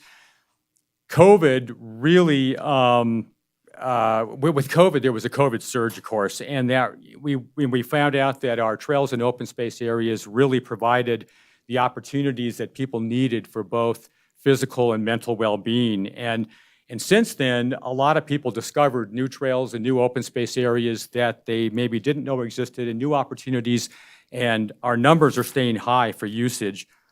It's kind of interesting that generally our more remote trails well, I guess it's not, I guess as it would be expected, they're getting the highest use on the weekends. So if you want to hike the Capitol of Tahoe Trail, I would recommend doing that on Monday through Thursday. But our in-town trails are seeing pretty much consistent usage throughout the week, which is what we want to see. It means that that it's indicative of their accessibility to neighborhoods and places of work, and we love to see them getting used consistently all week long. Couple of other things. Oh, miscellaneous trail projects. Really, because our staff now includes skilled professional maintenance team, we're able to do a lot more work in-house. And in the last couple of years, we did a lot of huge maintenance projects on the river trails, and we did that with minimal outside contracts, mostly with our own staff. You can see on page 9, there's a photo, a kind of a before and after of a segment of the trail along the river that was horribly damaged by flooding. And we relocated that to a little bit more sustainable area and fixed it mostly with our own staff. And then, of course, I want to mention that about our amazing relationship with Muscle Powered. And Muscle Powered continues to build and maintain so many of our single track trails throughout Carson City. It's something that not every community has. And also, as we build these sustainable quality trails that people want to use, what we're finding is that we're seeing a decrease in the social trails. And now Tara mentioned that when she was talking about Lake Tahoe and the damage that social trails create. Really, quality trails equal lower impacts, and that's what we're seeing here in Carson City. And lastly, I wanted to mention our West Side Trails map. It was, the printing was paid for by Visit Carson City. There is a QR code on that map, so you can download it to your mobile device, and you can navigate in real time without cell service. And it also identifies property ownership, and it's really helpful for people that are using those more remote trails. And we look forward to producing an East Side Trails map in the coming year. And with that, I will turn it back over to Lindsay. Thank you, Greg. So now I want to talk a little bit more about some of the natural resource projects that we work on. This is another big portion of what open space does on the day-to-day, both monitoring but also stewardship projects. So wanted to highlight the sheep project. 2023 and 2024 represented the 17th and 18th year of running the sheep on the west side of Carson City for the purposes of fuel reduction and to reduce fire risk. This continues to be one of our most important stewardship projects that we do, and this is also a highly collaborative project. Carson City Fire, the Forest Service, state lands, and private property, as well as the Washoe Tribe are all partners in that project. Talking about the Prison Hill Fire, so we did have a fairly large fire on around the summit of Prison Hill. Back in 2021, we did complete an aerial seeding with native seed of that area, and we have been monitoring annually since then to track progress. We do get a lot of comments about that area. You know, folks are seeing a lot of cheatgrass up there, so restoration in the Great Basin is a challenge. You know, even with our best efforts and the great timing of that aerial seeding, and we had winter storms, you know, we still struggle with cheatgrass invasion, as does everyone in the Great Basin.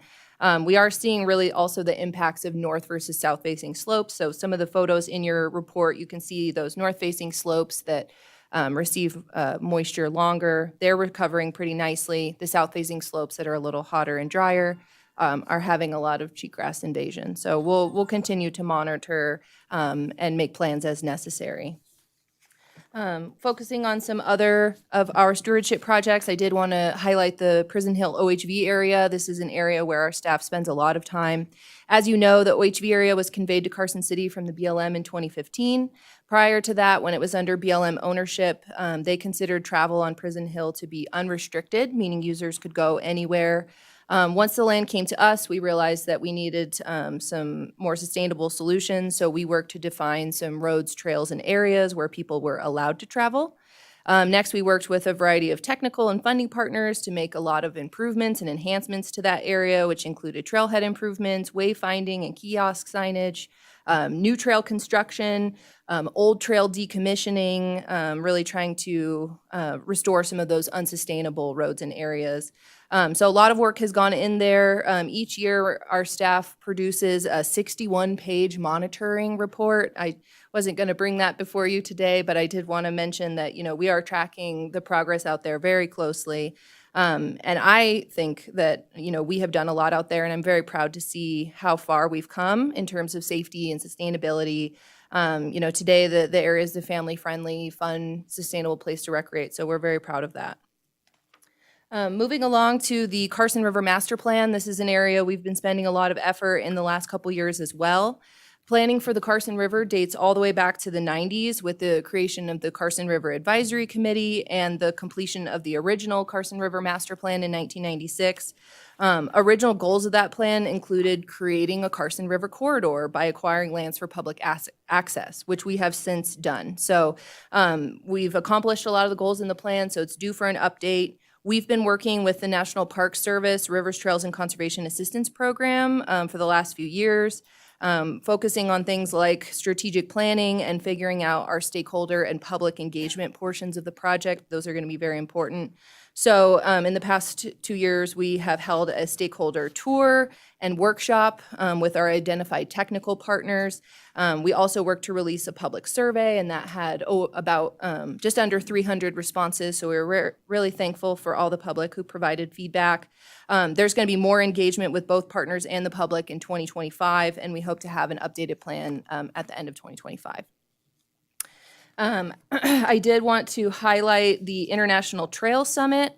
That was an event that came to our region, so it was held in Reno. There was over 900 attendees, 29 different countries, so it was the largest trail conference ever.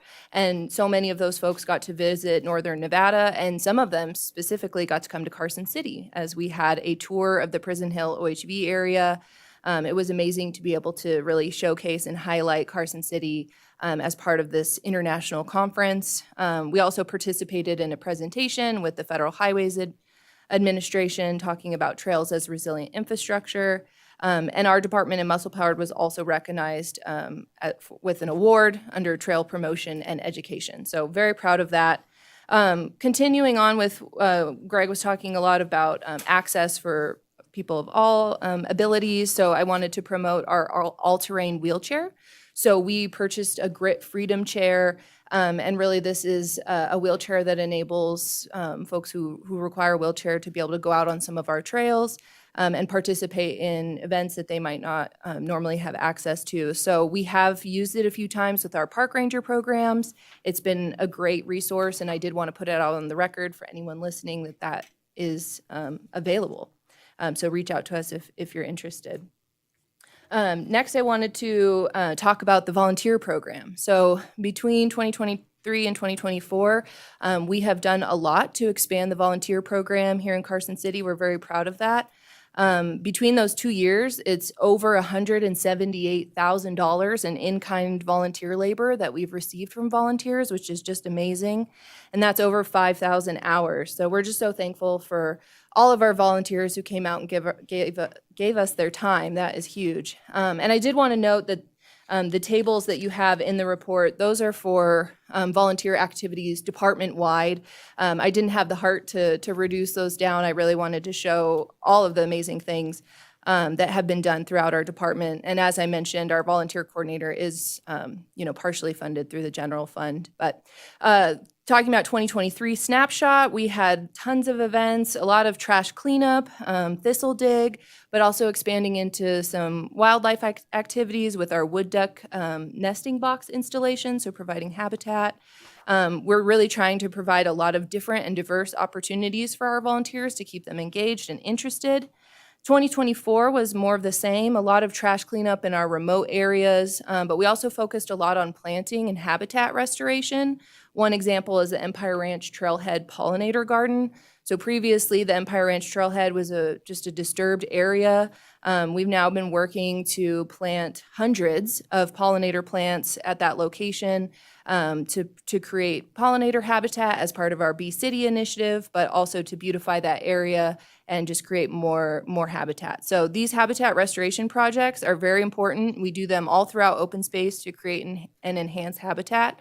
And really, it's important to rehab some of those disturbed areas for benefits of wildlife and pollinators.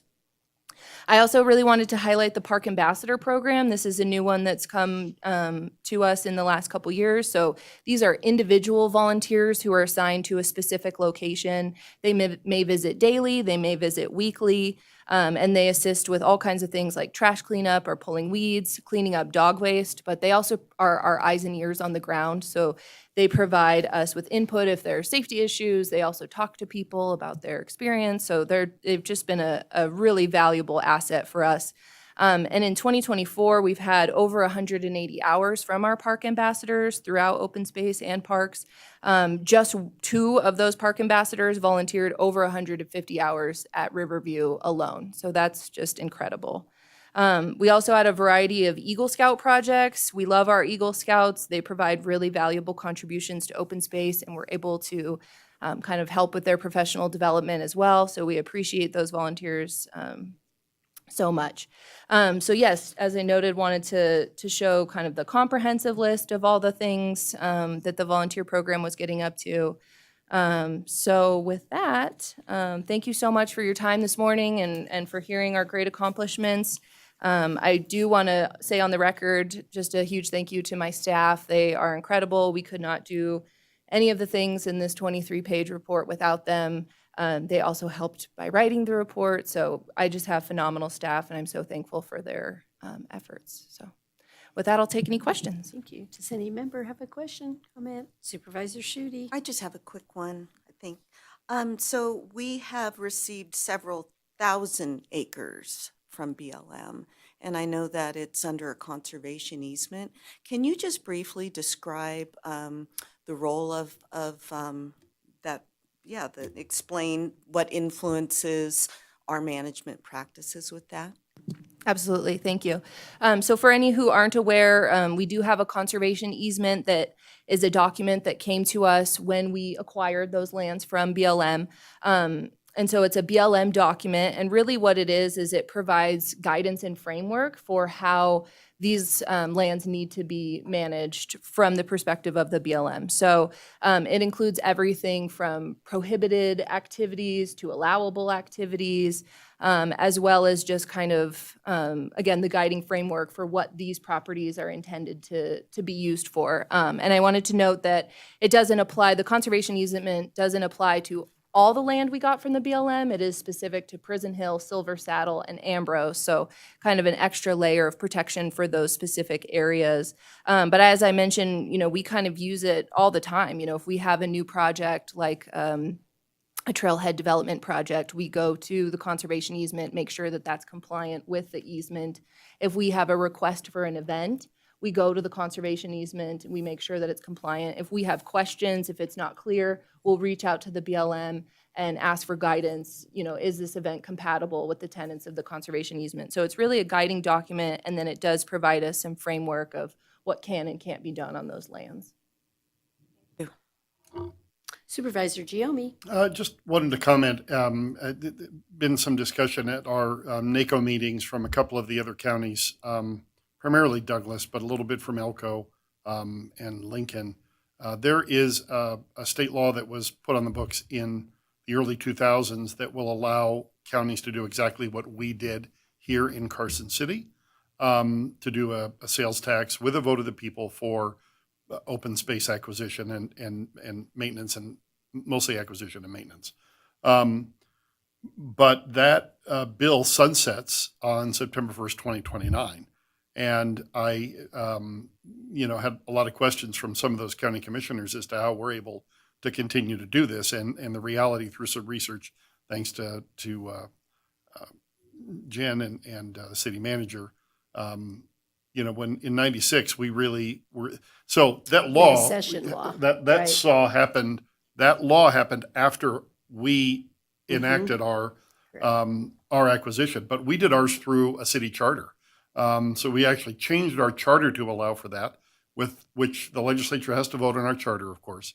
So we're not subject to that sunset of 2029. So all this to say that even if another county wanted to do what we're doing right now, they will only be able to do it for 4 more years, assuming they enact it, and none of them did on the last ballot question. So really, it would be 26. It would be 3 more years, but all they could do it if they had it on the ballot in 26. So it's one more feather in the cap of the people who got involved with this and did it the right way back when it was done in the late 90s.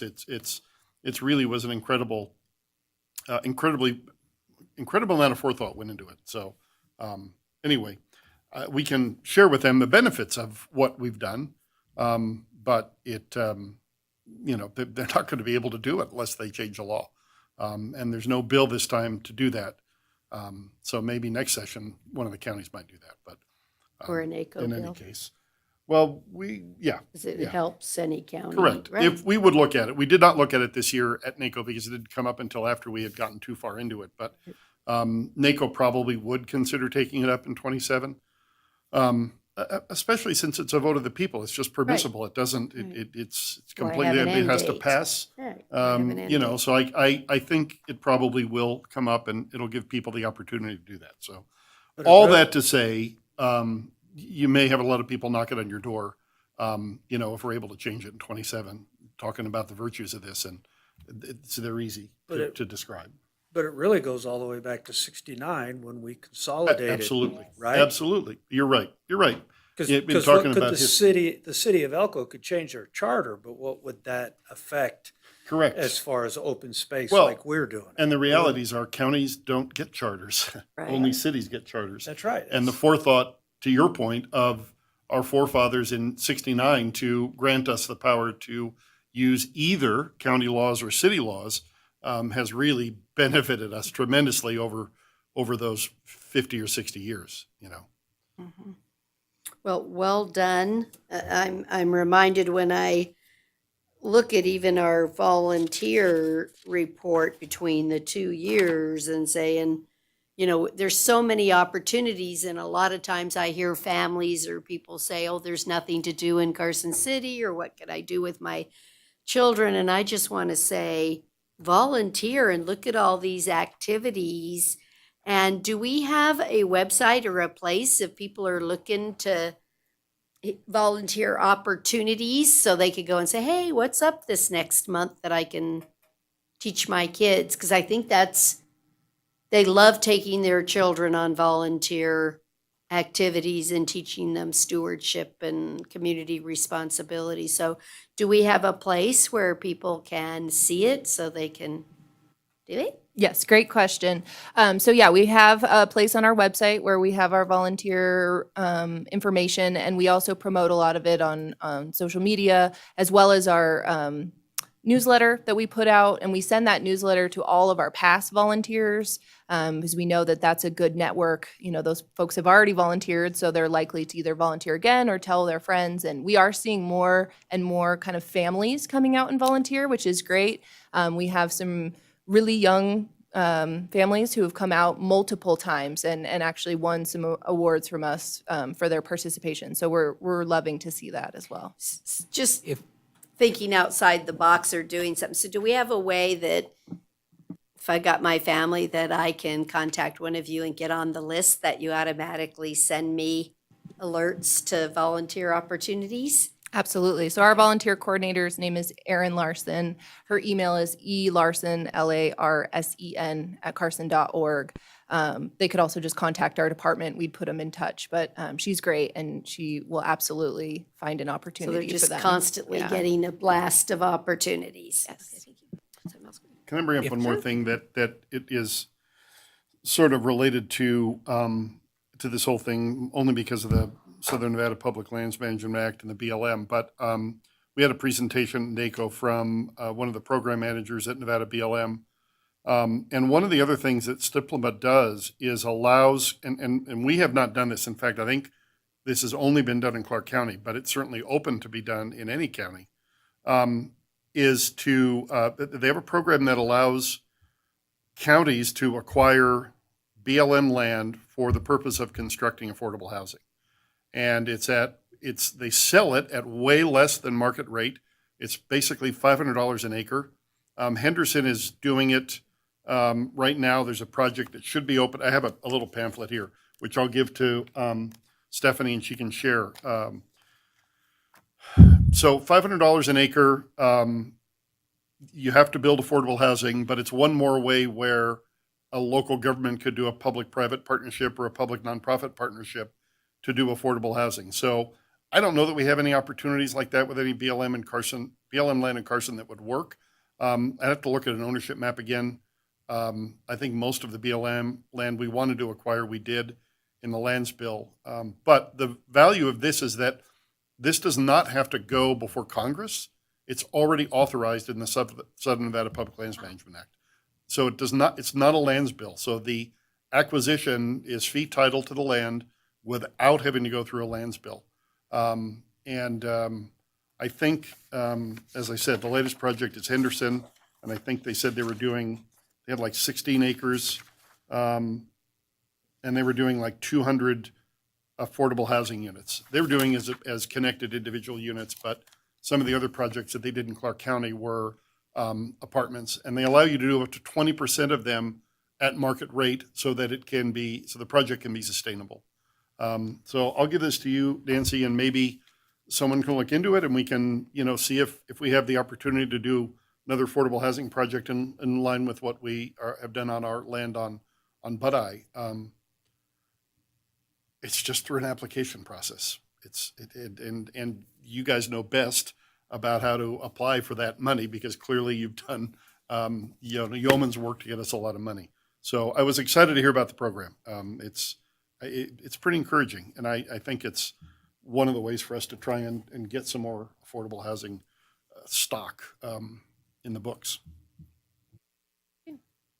That's it. Nobody else? Well, again, thank you so much. Thank you. Yeah. For all your hard work. Please pass that on to your mighty staff.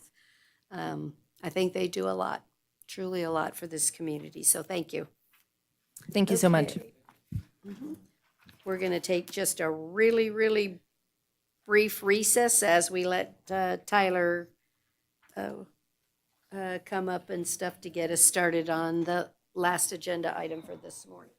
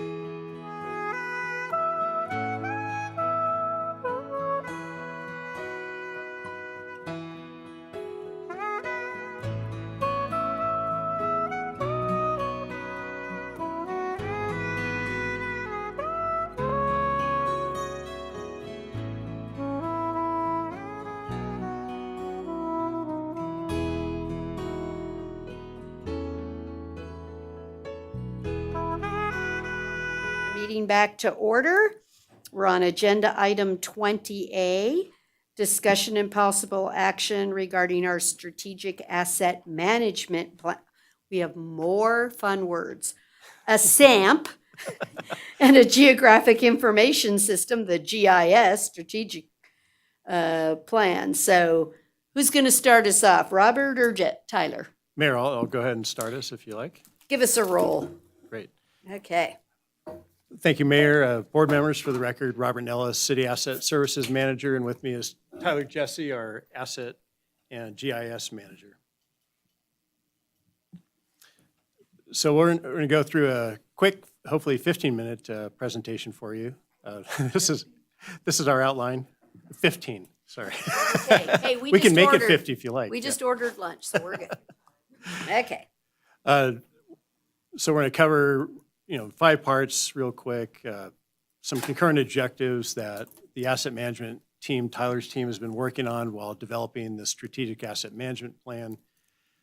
And he's also going to present some park, cemetery, and other GIS solutions that have been developed over the past year, as well as dive into asset management by the numbers a little bit for you to give you an idea for number of work orders and number of assets, et cetera. And then we'll conclude with the board's strategic goals and how asset management and GIS support those goals. And the idea of these strategic plans is that they've been developed to support those objectives. So some of what Tyler's group's been working on over the last year are the hub's been released, the GIS hub. So that's out there for public consumption and board consumption, as well as City View has been updated. And we've added transportation, parks, planning to City View, as well as enabled our water division to use iPads to locate water assets in the field using their iPads. So that's been a great update. One we're really proud of is the winter weather module that's allowed our operations staff to track snowplows in the field and track weather and improve their operations. One thing we didn't put on there is Tyler also released a story map of the history of asset management and GIS in the city since 2016. And with that, Tyler's going to go ahead and... You're going to tell us what a story map is so that sure. the public that's listening... Yeah, basically a history of GIS, year by year, what the board has approved, what we have accomplished since 2016. It goes through each year. So that's out there published now to where anybody can look at it and see, the origination of when this was originally with Douglas County, and then we started hiring our own staff and GIS staff to take things over, and just the evolution of asset management GIS. But the story map allows us to keep history instead of everybody reviewing a bunch of paper. That's what I'm trying to get to the benefit for the public of what we're really doing with this as an asset in and of itself. So tell me about, for the public, why a storybook is so fantastic. Yeah, Tyler Jesse, Asset Manager, for the record. Its purpose is to try to teach people or convey what asset management is first and foremost, so they have an understanding, some context about what we're doing. And then, like Robert said, year by year, it goes through the accomplishments. We took it over from Douglas County earlier in the 20-teens, and then how much we've grown and shown that, and then what we're doing now, and then where we plan to go in the future, basically. So it's a great documentation tool instead of trying to go search back through records right? It's all in one place. Yeah, we've been, basically every time we've presented, we've had to rehash what asset management is and things like that, so you can reference that each time beforehand if you wish, and it makes things a little bit more efficient. Right. Yeah. Well, it just makes it super for the public on anything. We can use storybooks. You don't have to research. I guess that's my point I'm trying to make, is it's a great documentation tool. Exactly, yes. Of where we started, where we've gone, and where we're going. Right. Okay, perfect. Well, I think it's a great point, Mayor, just because when we come to the board and there's new board members elected, we do often spend time on just bringing everybody up to speed on where we've come from. So hopefully that answers a lot of those questions. Anybody, board members, can look at that and get up to speed quickly, and also access our strategic asset management plans and GIS strategic plan. Okay, perfect. All right, so we've stood up 2 solutions this past year. The first one is the Parks and Grounds Management Solution. So it gives us the ability to easily create assets and provide attribution for those assets so we can inventory. It came with a condition assessment framework built into it, and it integrates with other software in our environment, such as our enterprise asset management system, our forecasting CIP system, and map viewing systems like CityView. It also provides mobility capabilities for mobile workflows for the operations team, and we'll kind of dive more into that in the next slide. So right here, you're seeing a still shot of the actual map that people use to create the assets and use the environment. So you're able, we first actually used our oblique imagery to inventory the assets and make the ones that you're seeing there. But we made the application really easy to use, user-friendly. So you're able to pick one of those icons on the right, slide it over to the map where the actual asset is, enter some attribute information, hit save, and then you've created an asset that's logged into the GIS system.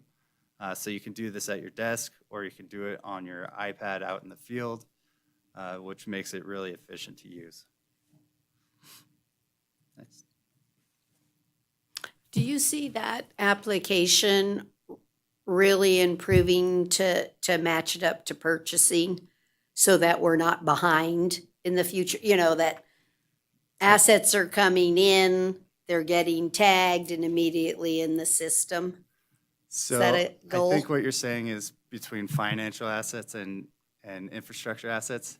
That alignment has been tricky since I've been here, and I remember Matt Lawton kind of having those conversations as well. So I guess my answer is not Not at yet? this time. Yeah. Okay, we have a goal, because, you know, you saw deleted items and asset inventories and things we worked on earlier in the audit, and it was like, okay, we deleted it, but then we found it. Yeah. The And I'm like- definition of an asset's a little bit different than Okay. where we find value in infrastructure assets, and that's where the biggest butting of heads comes from, really, from the 2 different practices. And the application cannot handle both, or it could if we defined it that way? I think it's just how the different groups define the assets. Yeah. Okay, so that might be a list of things to do in a future, is really Yeah. define. Okay, thank you. Yeah, no problem. Thank you for the question. So the second solution that we've stood up is the cemetery solution, and it has 4 major components to it. The first one is the cemetery manager application. So you can edit and modify your data in this application and review and approve memorial submittals by the public. It came with the cemetery dashboard, so it enables the staff to monitor the operations of the cemetery at large. So things like statuses of the grave sites, burials, ownerships, display specific metrics like numbers for grave sites occupied, and you can use it for quick visualization of those types of metrics. The field map is similar to the parks mapping mobile workflow we just talked about. They can use field maps on their iPads, on their tablets, and go out and do field verification of headstones against the information we have or missing information. Take photos of headstones and log those with the point in GIS. So it's a really powerful tool for the operations side of it. The public viewer application. This has like 2 main uses. The first is for visitors to quickly locate people in the cemetery, and the second is to find grave sites that are available for purchase. So it makes it easy to visualize that using filtering and things like that. So we're excited to get that application up and going. Speaking of verification tools, we created a lead and copper verification application. So what you're seeing there is the color coding is the age of the parcel, and anything before 1990 was considered to possibly have lead in it. We haven't found any lead whatsoever so far, just wanted to point that out. But we've made this app so our operations staff can go out, click on the customer side lateral in one of the colored polygons, and go through their validation list and say what they found there, hit save, and then move on. They can later come back and see where they've been and where they need to go. So it's a pretty efficient way to get that work done. So asset management by the numbers, just kind of wanted to outline our asset portfolio to kind of see where we've come and where we're at now, and then how many assets we're dealing with as a city. So in 2016, we started with around 2,144 assets. Currently, we're above 151,000 assets across 9 departments with 103 asset types and 474 asset classes. The total cost of all those assets is around $2 billion.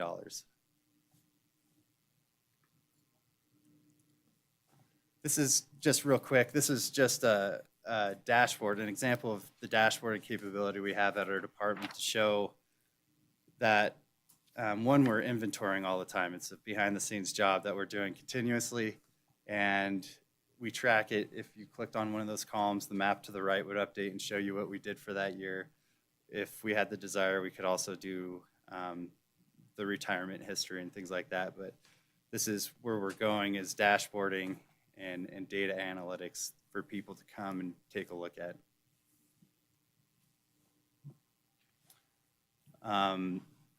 So this is a high level, 100,000 foot view of admin and data view overview of the enterprise asset management system, Lumen Ready Asset. So again, historically, we started with a handful of people in the mid-20 teens. But currently, we have 176 core users who are the people who can actually log in, do the work orders, and put the data into the system. We've added 146 requesters. These are the people that can reach out to other service departments like facilities and request work from them. And then on the data entry side, the data that we're tracking, some of the macro level stuff is, we had, again, a handful of work orders, and now we've reached above 98,000 work orders, and we're tracking and recording labor costs of over 26 million, parts costs over 28 million, equipment costs over 29 million. That comes to a work order total of over 84 million. So the importance of that is we can link that back to assets themselves and track what type of work we were doing, what asset systems we were working on, and try to get data-driven decisions derived out of that. So can I ask on that? Maybe it'll be in here. Is there a way you can link like the warranties and things that are on pieces of equipment that we purchase? Like it's got a 10-year, is that captured within this so that if we have a project failure, that warranty's actually linked in there too? So again, we're not going to look for a paper file or a Yes, yeah. piece of paper. One of those files activate it. can actually be linked to the asset too. They can be imported into the asset. And the first part of your question, we have warranty fields that we can make reports on and say, what are the top 10 warranties that are coming up in my department? Oh, that's great. Okay. So how does this system put together, I guess you would call it an alert? Well, you've been to this asset 14 times in the last month. There's something more wrong than just showing up and spending 10 minutes. Get this thing fixed for real. So there's work order history associated with each asset. So when you went into that asset, you can see those 14 in last year that might, get something going in the manager's head right there. We're going to be talking about DOT later, and if you see one of those red pipes glowing and you click on it, we attach the work order history to those analytics. So that will come up, oh, it's red because there's been 14 work orders on it later. And then we can create any type of ad hoc report we want off of the data in there to say, if that's a report you wanted, we can make it, right? Or a manager or supervisor, we can make those reports and say, hey, if there's been a work order done 5 times on X asset, we can shoot out this report. It would go automatic? Yeah, we could do that. And that was our whole purpose, right, is to have us making good decisions on where we were deploying our dollars, you know, to say, are we getting the right things? Are we doing the right preventative maintenance? But like you said, it's to help us make informed decisions with the limited dollars that we have. So, Exactly, yes. right, the objective is this can help us prioritize. Yeah, strategically Projects. plan our operations, right? Is that the way the system's being used currently? Or departments taking advantage of that ability? We hope to have them leveraging that more once we have decision optimization technology coming up, and I'll get there in Okay. 2 slides. I think you guys are already getting ahead of me because you're, sounds like that, which is a We're good excited to Well, see that was something it. work. It's a good thing. Like the conversation we had before, this is way bigger than anything I imagined. The idea is keeping on track for the maintenance and identifying problem spots. Yeah. That's where my head is. All this other stuff is cool, but are we accomplishing that? Right, exactly. All right, so this is a scenario basically to prove the value and validity of asset management as a whole, specifically for preventative maintenance. If you look at the middle part of the picture with the shiny hydrant, you'll see the initial investment for it was $7,500, and we've done annual inspections, annual valve exercises, and repainted. So that's extending the expected lifetime to 50 years. So the 50-year replacement cost is around $2,100. So the total investment over that time comes out to $9,600. Now, if you don't do any of those interventions, you still have the same initial investment, but the expected lifespan goes down to 20 years. So the 50-year replacement cost comes out to $18,570 for a total investment over that time for just over $26,000. Now, if you scale that, things balloon a little bit and become a little bit more obvious of why leveraging asset management practices is important, because the preventative maintenance numbers come out to around $35 million, and the no intervention costs come balloon up to around $95 million. So the delta between the two is around $60 million. So that leads us to kind of what you guys were getting to earlier, and what we're trying to do is leveraging our new criticality CIP forecasting software to put numbers like how much has this failed or how many work orders have we done on that, among other KPIs in there, and give ourselves a picture of where it is now and where it could be using strategic analytics, and then realize more savings and more efficiencies out of that, which is ultimately what we want, is to get more value out of our assets, right? So can you put that back one slide? Yeah. So essentially, we could save $60 million by making sure we're doing our preventative maintenance. But if the computer programs and all the stuff you're doing cost $60 million, we're even, so why do it? Oh, right? We've purposely found software that's a really good deal. I think you'll be very happy with the investment and the return on investment we're getting with the software. Right, I mean, we can't be spending all our savings generating reports and telling us how good we're doing. We have to actually save money. Yes, that's in, And I do the totally work. agree. Do the actual work. Yes. Okay, thank you. Yeah.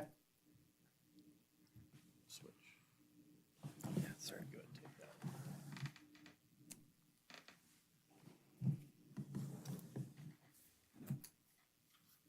Okay, that brings us back, excuse me, Robert Nellis for the record.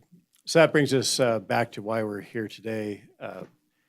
We're going to ask for the approval of our strategic asset management plan and GIS strategic plan. But before we do that, we want to portray that everything we do is in alignment with the board's strategic goals. So that's key. That drives everything in asset management. And for instance, like economic development, some of what GIS and asset management does is streamline public works requests and data access for business owners. Another example is quality of life, where they provide a vital communication link between citizens and the services they need. And with sustainable infrastructure is another example, we can drive preventive maintenance over reactive maintenance, which is really the goal of what we're all trying to do here. Next. You can go to the next slide. So the strategic asset management plan is a key document in the asset management system. Among other things, it identifies stakeholders and their needs and expectations of asset management. It also outlines the current state of asset management in the city and details the proposed improvements, as well as describes the role of the asset management system in achieving the strategic objectives on the previous slide. And then the GIS strategic plan update contains several key initiatives, a few of which are interdepartmental collaboration, where we strive to integrate GIS into workflows to create efficiencies, provide business process support for new and existing city business processes by making GIS data available and accessible to all departments, and also citizen engagement to provide more opportunities for citizens to engage with city resources and business processes. So the strategic asset management framework calls for the creation of asset management plans for each asset, where we derive expectations and set level of service for each asset. This information will be imported into the DOT software that Tyler was highlighting, and executive dashboards where accurate CIP forecasting numbers can be presented for assets like the fire hydrant example. And with that, that concludes our presentation. We'd be happy to answer any questions you may have.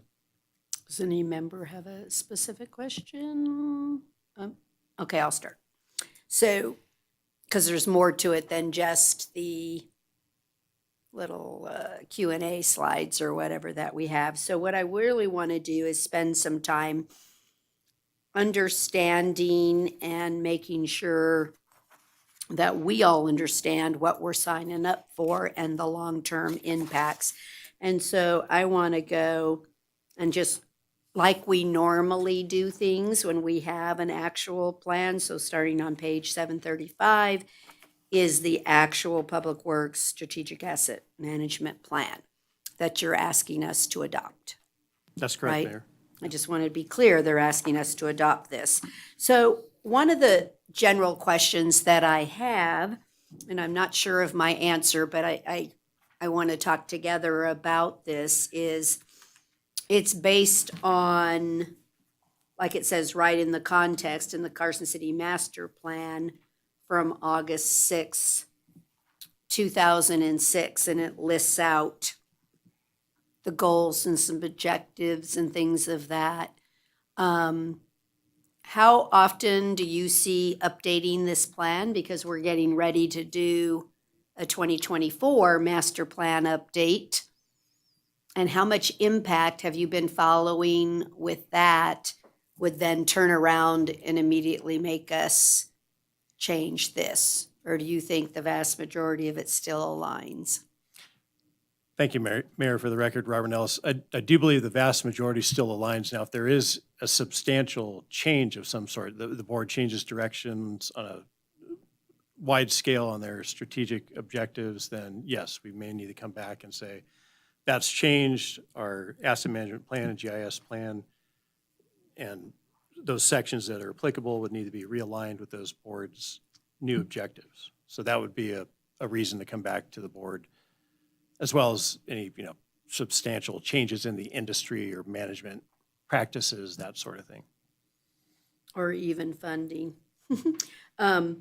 The other thing throughout the document, and again, I think you're going to have to come back anyway, so I would ask that throughout the document, we determine what the square miles of our city are, because even in this document, I found, several different answers for the same thing. One place it's 153 square miles, another place 147. And I think it's a citywide issue. I don't think it only pertains to this strategic plan. I see in many, many documents that we read, we have different answers. And so I just like staff, and I'm thinking it's GIS and stuff, so maybe I'm off a little bit, but I'm thinking this handy dandy thing can tell us our real answer, right? And then I asked the city manager and deputy city manager over there to use a continuity throughout our documents, because I don't know, I think we ought to know if we're 153 or 141 or 147, or anyway, I think we have a golden opportunity with this software and with storyboards and all this kind of stuff to have us match, because we got a different answer in the master plan, right? And even in this document, on 2 different pages, it was a different answer. So I ask that when you are thinking of these, if there's any standard terms or things that describe our community, and that's used in other documents, that's why I really was interested in the storyboard, because I think that we have an opportunity to make those the master document control. And so the Parks Department will use the same answer, the Public Works, everybody will use the same answer on this. So I ask in the future that we figure out what that is, and it may take more than you, Tyler, but that we agree what that answer is for everybody to need. Yeah, because on 745, you're only 147 square miles. So I thought, oh, I wonder what happened to the 6 miles. Nothing. You were picking up off a different cut and paste, I'm positive. I want to talk about to implement this. You have on packet page 753. And this kind of goes with Supervisor Giomi's comment earlier, right? When you build something, then why don't you do it? And even with supervisor, right, why don't we take care of it? What's the maintenance cost? What's the true implementation? 753, and I'm on 6, capacity planning, year 2, year 3, year 1. So what I really want to understand is I don't see in the plan, what's it going to cost me to implement this plan? What's it going to cost me? Right? If we say yes, we're on the correct path and the mission, kind of along with Supervisor Way. What's my cost to do it, so that I can rationally say we're making the right, we're making the right decisions. So I see you say next year. Is that what you mean, next year? Year 2 being FY26, you'll be putting in for this? For the record, Robert Nellis, I originally had years in there, but I didn't want to pin us down to certain years. So the idea is that to give the board an idea that once approved, it's likely that we would need additional consultant support to help us roll out the initial asset management plans proposed in the strategic plan. After that initial year of consultant support, of course, we're not asking for that in this plan. We come back to the board and ask for that support so you'd have an idea of costs and what we're talking about and what those consultants will be doing. In year 2 and 3, that's where we would anticipate the potential need for additional staff to manage and monitor these asset management plans, the data and everything moving forward. The idea is that we don't want to be reliant on consultants indefinitely. So we may need an additional shot in the arm, for that first year to get started. But that in years 2 and 3, we see that as potential staff members. Of course, that's all up to, going through our director, submitting that to the city manager's office and submitting it through the budget. But those, just want to give you an honest assessment of, we think there's additional staff that would be required to do this citywide, not just put all the burden on Tyler's existing staff of himself and 3 other people that may not be able to implement all this in addition to their daily routine. So that's where our thought process is. We don't have those numbers yet, but the idea is that we would come back to the board with those numbers before rolling those out. I just think it's important that, again, we understand when we embark upon something, either it's how far do you go out the gate before you go, whoops, wait, I can't afford this, or we took the steps too far. So I'm kind of looking in this document or whatever for you to envision or help me envision. Do you see this as a citywide implementation? And that kind of goes to my original question that I talked about, the assets. So I look at the finance department and say one of their little bugaboos is that lovely inventory requirement where you're updating the location and you're saying where it is and who had control of it, and somebody puts the date that they physically saw it, because that's what they have to do for audit. So do you see this rolling out truly to every department, or slow and easy and we're approving as we go? Tyler Jesse for the record. So this document's more of a framework and not saying we got to do anything right away at a certain time. So it's a framework that we can go off of moving forward, and we'd like to do these things, and that's why I think Robert's mentioning if we have an ask, we'll come later and have real numbers for you so you can understand what we're trying to do and where we're going. As far as getting other departments, and we're focused on infrastructure asset management in this document. So if you look at I don't know what page it is on there. What's your page? The executive summary, the first section. Your page number? Yeah. Because we can look at your number too.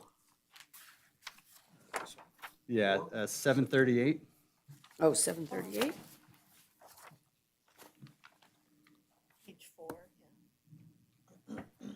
So that's where we kind of outline, we're focused on infrastructure asset management and using this as a tool, as a public works tool, where we align we're aligned with and informed by the city objectives at large, and we align those with the bottom-up levels of service and operations of what we're doing at Public Works.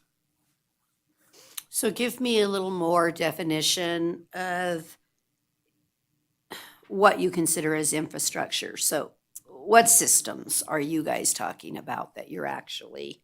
So the easiest hashing of that would be linear assets and vertical assets. So linear assets would be like your utility infrastructure, and then vertical assets are the wastewater plant, water production facilities at large that Ron's team, takes care of. So air conditioners, all that kind of. Water pumps, Water pumps, but not a fleet, but it maybe elevators would be in there. Yeah, elevators is a good example. Fleet is under Robert, so they're considered, assets, vehicles, things like that, ambulances, fire trucks. Okay, so what's not covered? Give me the opposite. You said there was computers, a consideration, so what's not in? IT type assets like computers. Wow. Really? Yeah, that one surprises me too, but that's okay. Why Computers, not? Desk, chairs, all the assets associated with the operation of a government or an office, however you want to look at it. It ultimately, this board mandated this program, so we want to go forward with it. But At the same time, we have to recognize that there are going to be labor costs involved in it. It is going to require additional personnel as we move forward. If we don't do that, what will happen is these guys will wind up going to work somewhere else because we'll overburden them. It'll just be too much, and we've had a habit in the past of doing that.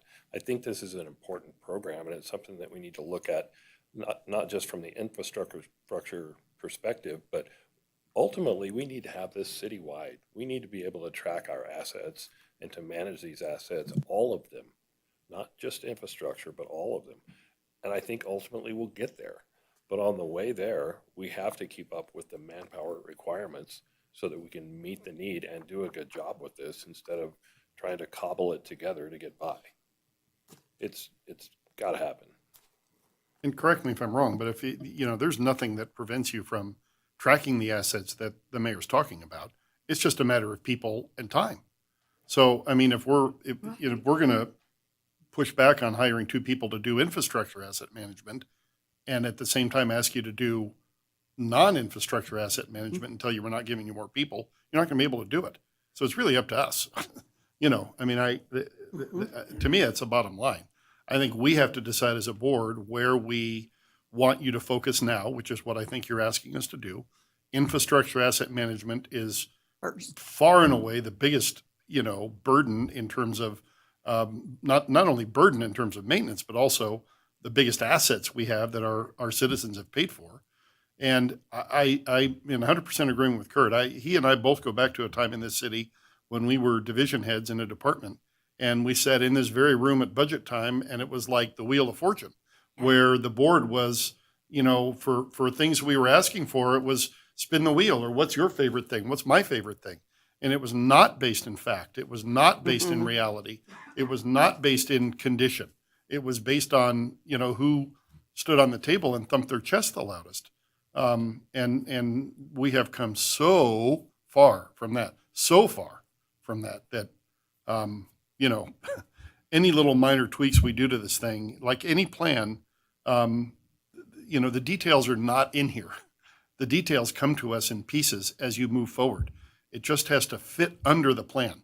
And so plans by nature are very broad in construct. And they have to be that way because things are too fluid for them not to be. We have assets in the ground that you may not know are damaged beyond the point of repair right now. We don't know it. But in a month, we may very well know it. And that could be different than what we're thinking right now, So I think that's, I have the mic. It seems to me simple enough thing to take out the adopted 2006 thing on the master plan and just leave it out. And just put Comply the with the Carson City master master plan. plan. That's all you need. You don't need to put the date. We only have one master plan. It's adopted. We have to adopt it. It's publicly adopted. There's only one. There's not like several exist. I would just take any reference to stuff like that out. Mayor, for the record, Robert Nellis, I think you're all hitting this from different angles, which is all coming at the same conclusion, which the way I would frame it is we want to focus on the highest value assets first and, start big and drill down. We can get to IT assets in the future, but that would be, probably not the highest priority, but it's something we could do. And it's all, if that's where the board wants us to go. But the idea is, we start with public works, infrastructure, and then we feel we can start that because obviously we're in public works. But then the consultant support would be the idea that they could help us. Who's next? Yeah, who's next, reach out citywide and develop these other asset management plans and prioritize those that we could say, okay, now, maybe, computers are the next asset class after we've already gone through 12 others, So for me, I think because we are at the beginning stage of really getting this stuff, what we're talking about is creating a catalog of work. I think we have to rely on the folks with that ancient corporate knowledge to tell us where is our highest liability as far as asset loss. Is it roofs? Is it air conditioning? Is it vehicles? Is it parking lots? Do we need to get all excited about asking our arborists about 100-year-old cottonwood trees being in the system? That's where I think, while you are here for direction, we got to leave it to you guys at least a little bit. And for me, it's where is our most immediate asset lost, balanced with the highest liability of that loss? And so. We don't know that sitting Yeah, here. we don't. But what I want to add or have us all think about or work on this is page 754 or page 20 of your document. Under item 7, review and improvement. Nothing's coming back here, and I really don't like that. I don't care if it's a report every so often. I'm not sure what are you guys are comfortable with, but it looks like, unless I'm reading this wrong, you can correct me if I am, but it's saying we approved it today and forevermore, now the Public Works Director moves into the approval of any updates to it. And I don't think I'm prepared to give away that much authority or to delegate that authority that widely, unless you all are. But I just don't want this to get out of control, or because if anyway, he could add anything, anything into this. And so I just don't think we should do that. I think a lot of times it can be a consent item that they're amending this or that, but I'm just not comfortable at this point giving our authority away on a plan. Because I think plans are at the top level and those are our jobs. And then they implement the plans and make the proper policies to implement them, but. Are you suggesting then so is a living document and will be reviewed and updated annually by Fine. Public Works and presented to the board for approval? I'm suggesting that last line, The all last recommended updates to the SAMP can be proposed, to the Public Works Director, but for Then brought recommendation to the Board of for Supervisors. approval. Okay. I mean, I definitely am not leaving him out at all, but I just think for a while, as we need to get our hands around all of this and see the impacts, plus it's going to mean they give us a report on how we're doing when it comes. The bottom line is Yeah. a periodic review by the Public Works Director is absolutely essential, because that's going to inform our 5-year CIP, Should. It's the purpose. right? Right. But does cutting down a 100-year-old cottonwood tree rise to the level of coming back to the Board of Supervisors? No, cut that thing down.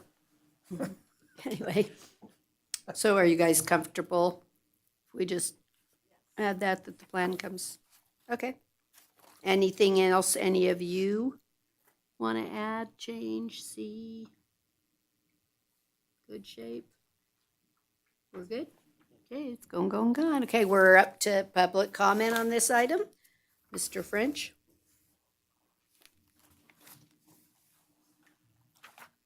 Thank you, Mayor. Denny Could be French. a Merry today. It's Merry Christmas. Yeah, go ahead. Struggle with the tongue. Page 753, it has some capacity planning, and in there it's suggesting it would be required as a basic for full-time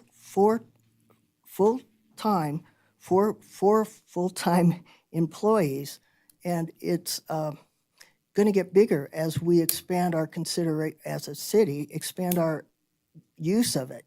So I'm going,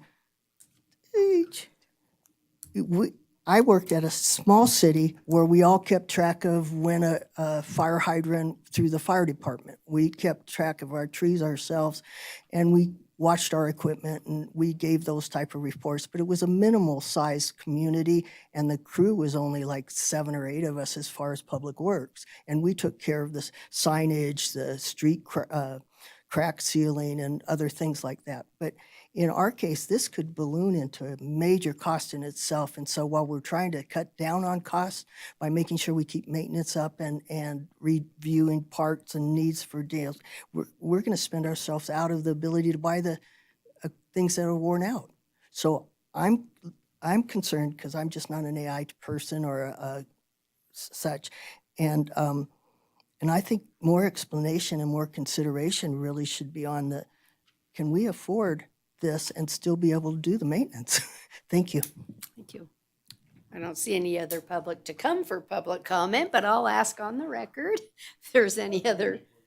Certainly, Supervisor Giomi. The Nevada Taxpayers Association, and maybe you guys have considered this, do a Cashman Good Government Award every year. I don't know if you're familiar with that. This seems like a great thing to run up that flagpole and see if you can earn that award or at least get an honorable mention. To me, it's worthy of what government should be doing.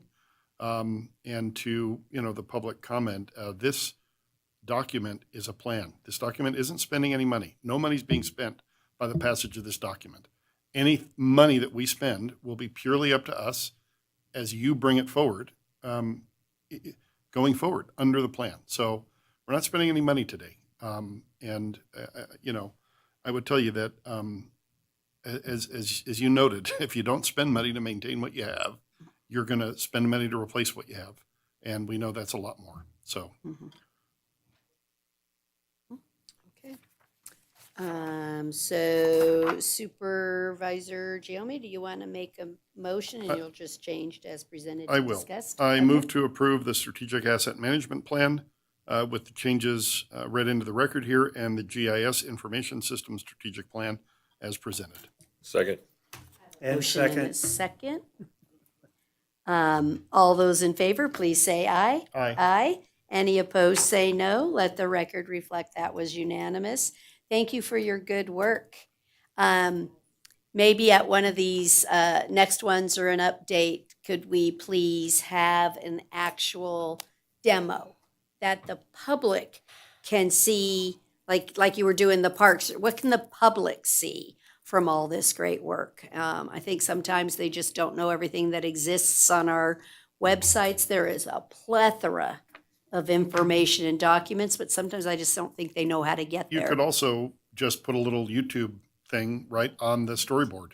Just produce a little, instead of coming back Video. here, not that we don't love to see you, maybe not Robert in that lightning blue sweater, but if you were to record just a little video on YouTube of what it looks like, you'd put How it to right on the access webpage it. and anyone can Mhm. look at it anytime. That seems like the easiest way. Something. Sure, yes. Yeah. Yeah. I think that would be great, because then the people can see what they can see when they want to see it. And I think just personally, I think a holistic one is good, just what the public can see. You're training anyone internally who really needs to dive into it. There may be some, thick-skulled people like me who might knock on your door and ask for a little help, but we can do that individually. I often look at things like on the personal property, when you go on not personal property, Yeah. but when you go on the GIS and you open that portal and you go in, I just don't think the public understands the themes and the things that they could select and really, really have the information there, like they're voting. right. You could, if you click it right, it'll tell you where you're at and things. And so I think any great little public videos, that. And it's pretty cool, like Clark County on their it's on their GIS site. And maybe, I admittedly, I'm telling you this because I haven't explored what you sent me yet, but when you go to that, you can drill down and see who, you can click on your parcel and you can see who your university regent is. You can see who your assemblyman is. You can see what congressional district in, what board you're in, what, if it's a GID, you can see who the board member is. It's just cool data that someone can find on their information. I'm not saying we have to get to that, but But that's the kind of stuff where if you do a little video showing the average person how to pull that information up, it is, after all, their asset. We just manage it for them. That's a great idea. I'll start with the initial video. Yeah. Showing where we can go. Turn your mic on, would you? Tyler Jesse for the record. I could start with the video right now, how you're describing it and how we have the hub built and where everything is. And then maybe as we get some feedback, we can Yeah, do some more. do some work on Yeah, it and that's make cool. more efficiencies Yeah, that you're talking about. And maybe just take a random person from the public and see if your instruction video lets them get to just what he said. Where is my voting ward? You are in 301 precinct or whatever. And see if they can get the answer from your instruction video. Yes. So I think too, some conversations sort of bouncing off of your fire hydrant example, why this is important at the scale of assets that we're dealing with. Because, you know, if I'm operating a fleet of vehicles that have 50 fleets, I got warranty, maintenance requirements. How nasty is that other truck over there? That I could do that all in my head. But if I fall over dead, now we're in trouble. Yeah, it's gone. Right? And we're not talking about a 50-unit fleet. We're talking a giant asset that the taxpayers have paid for.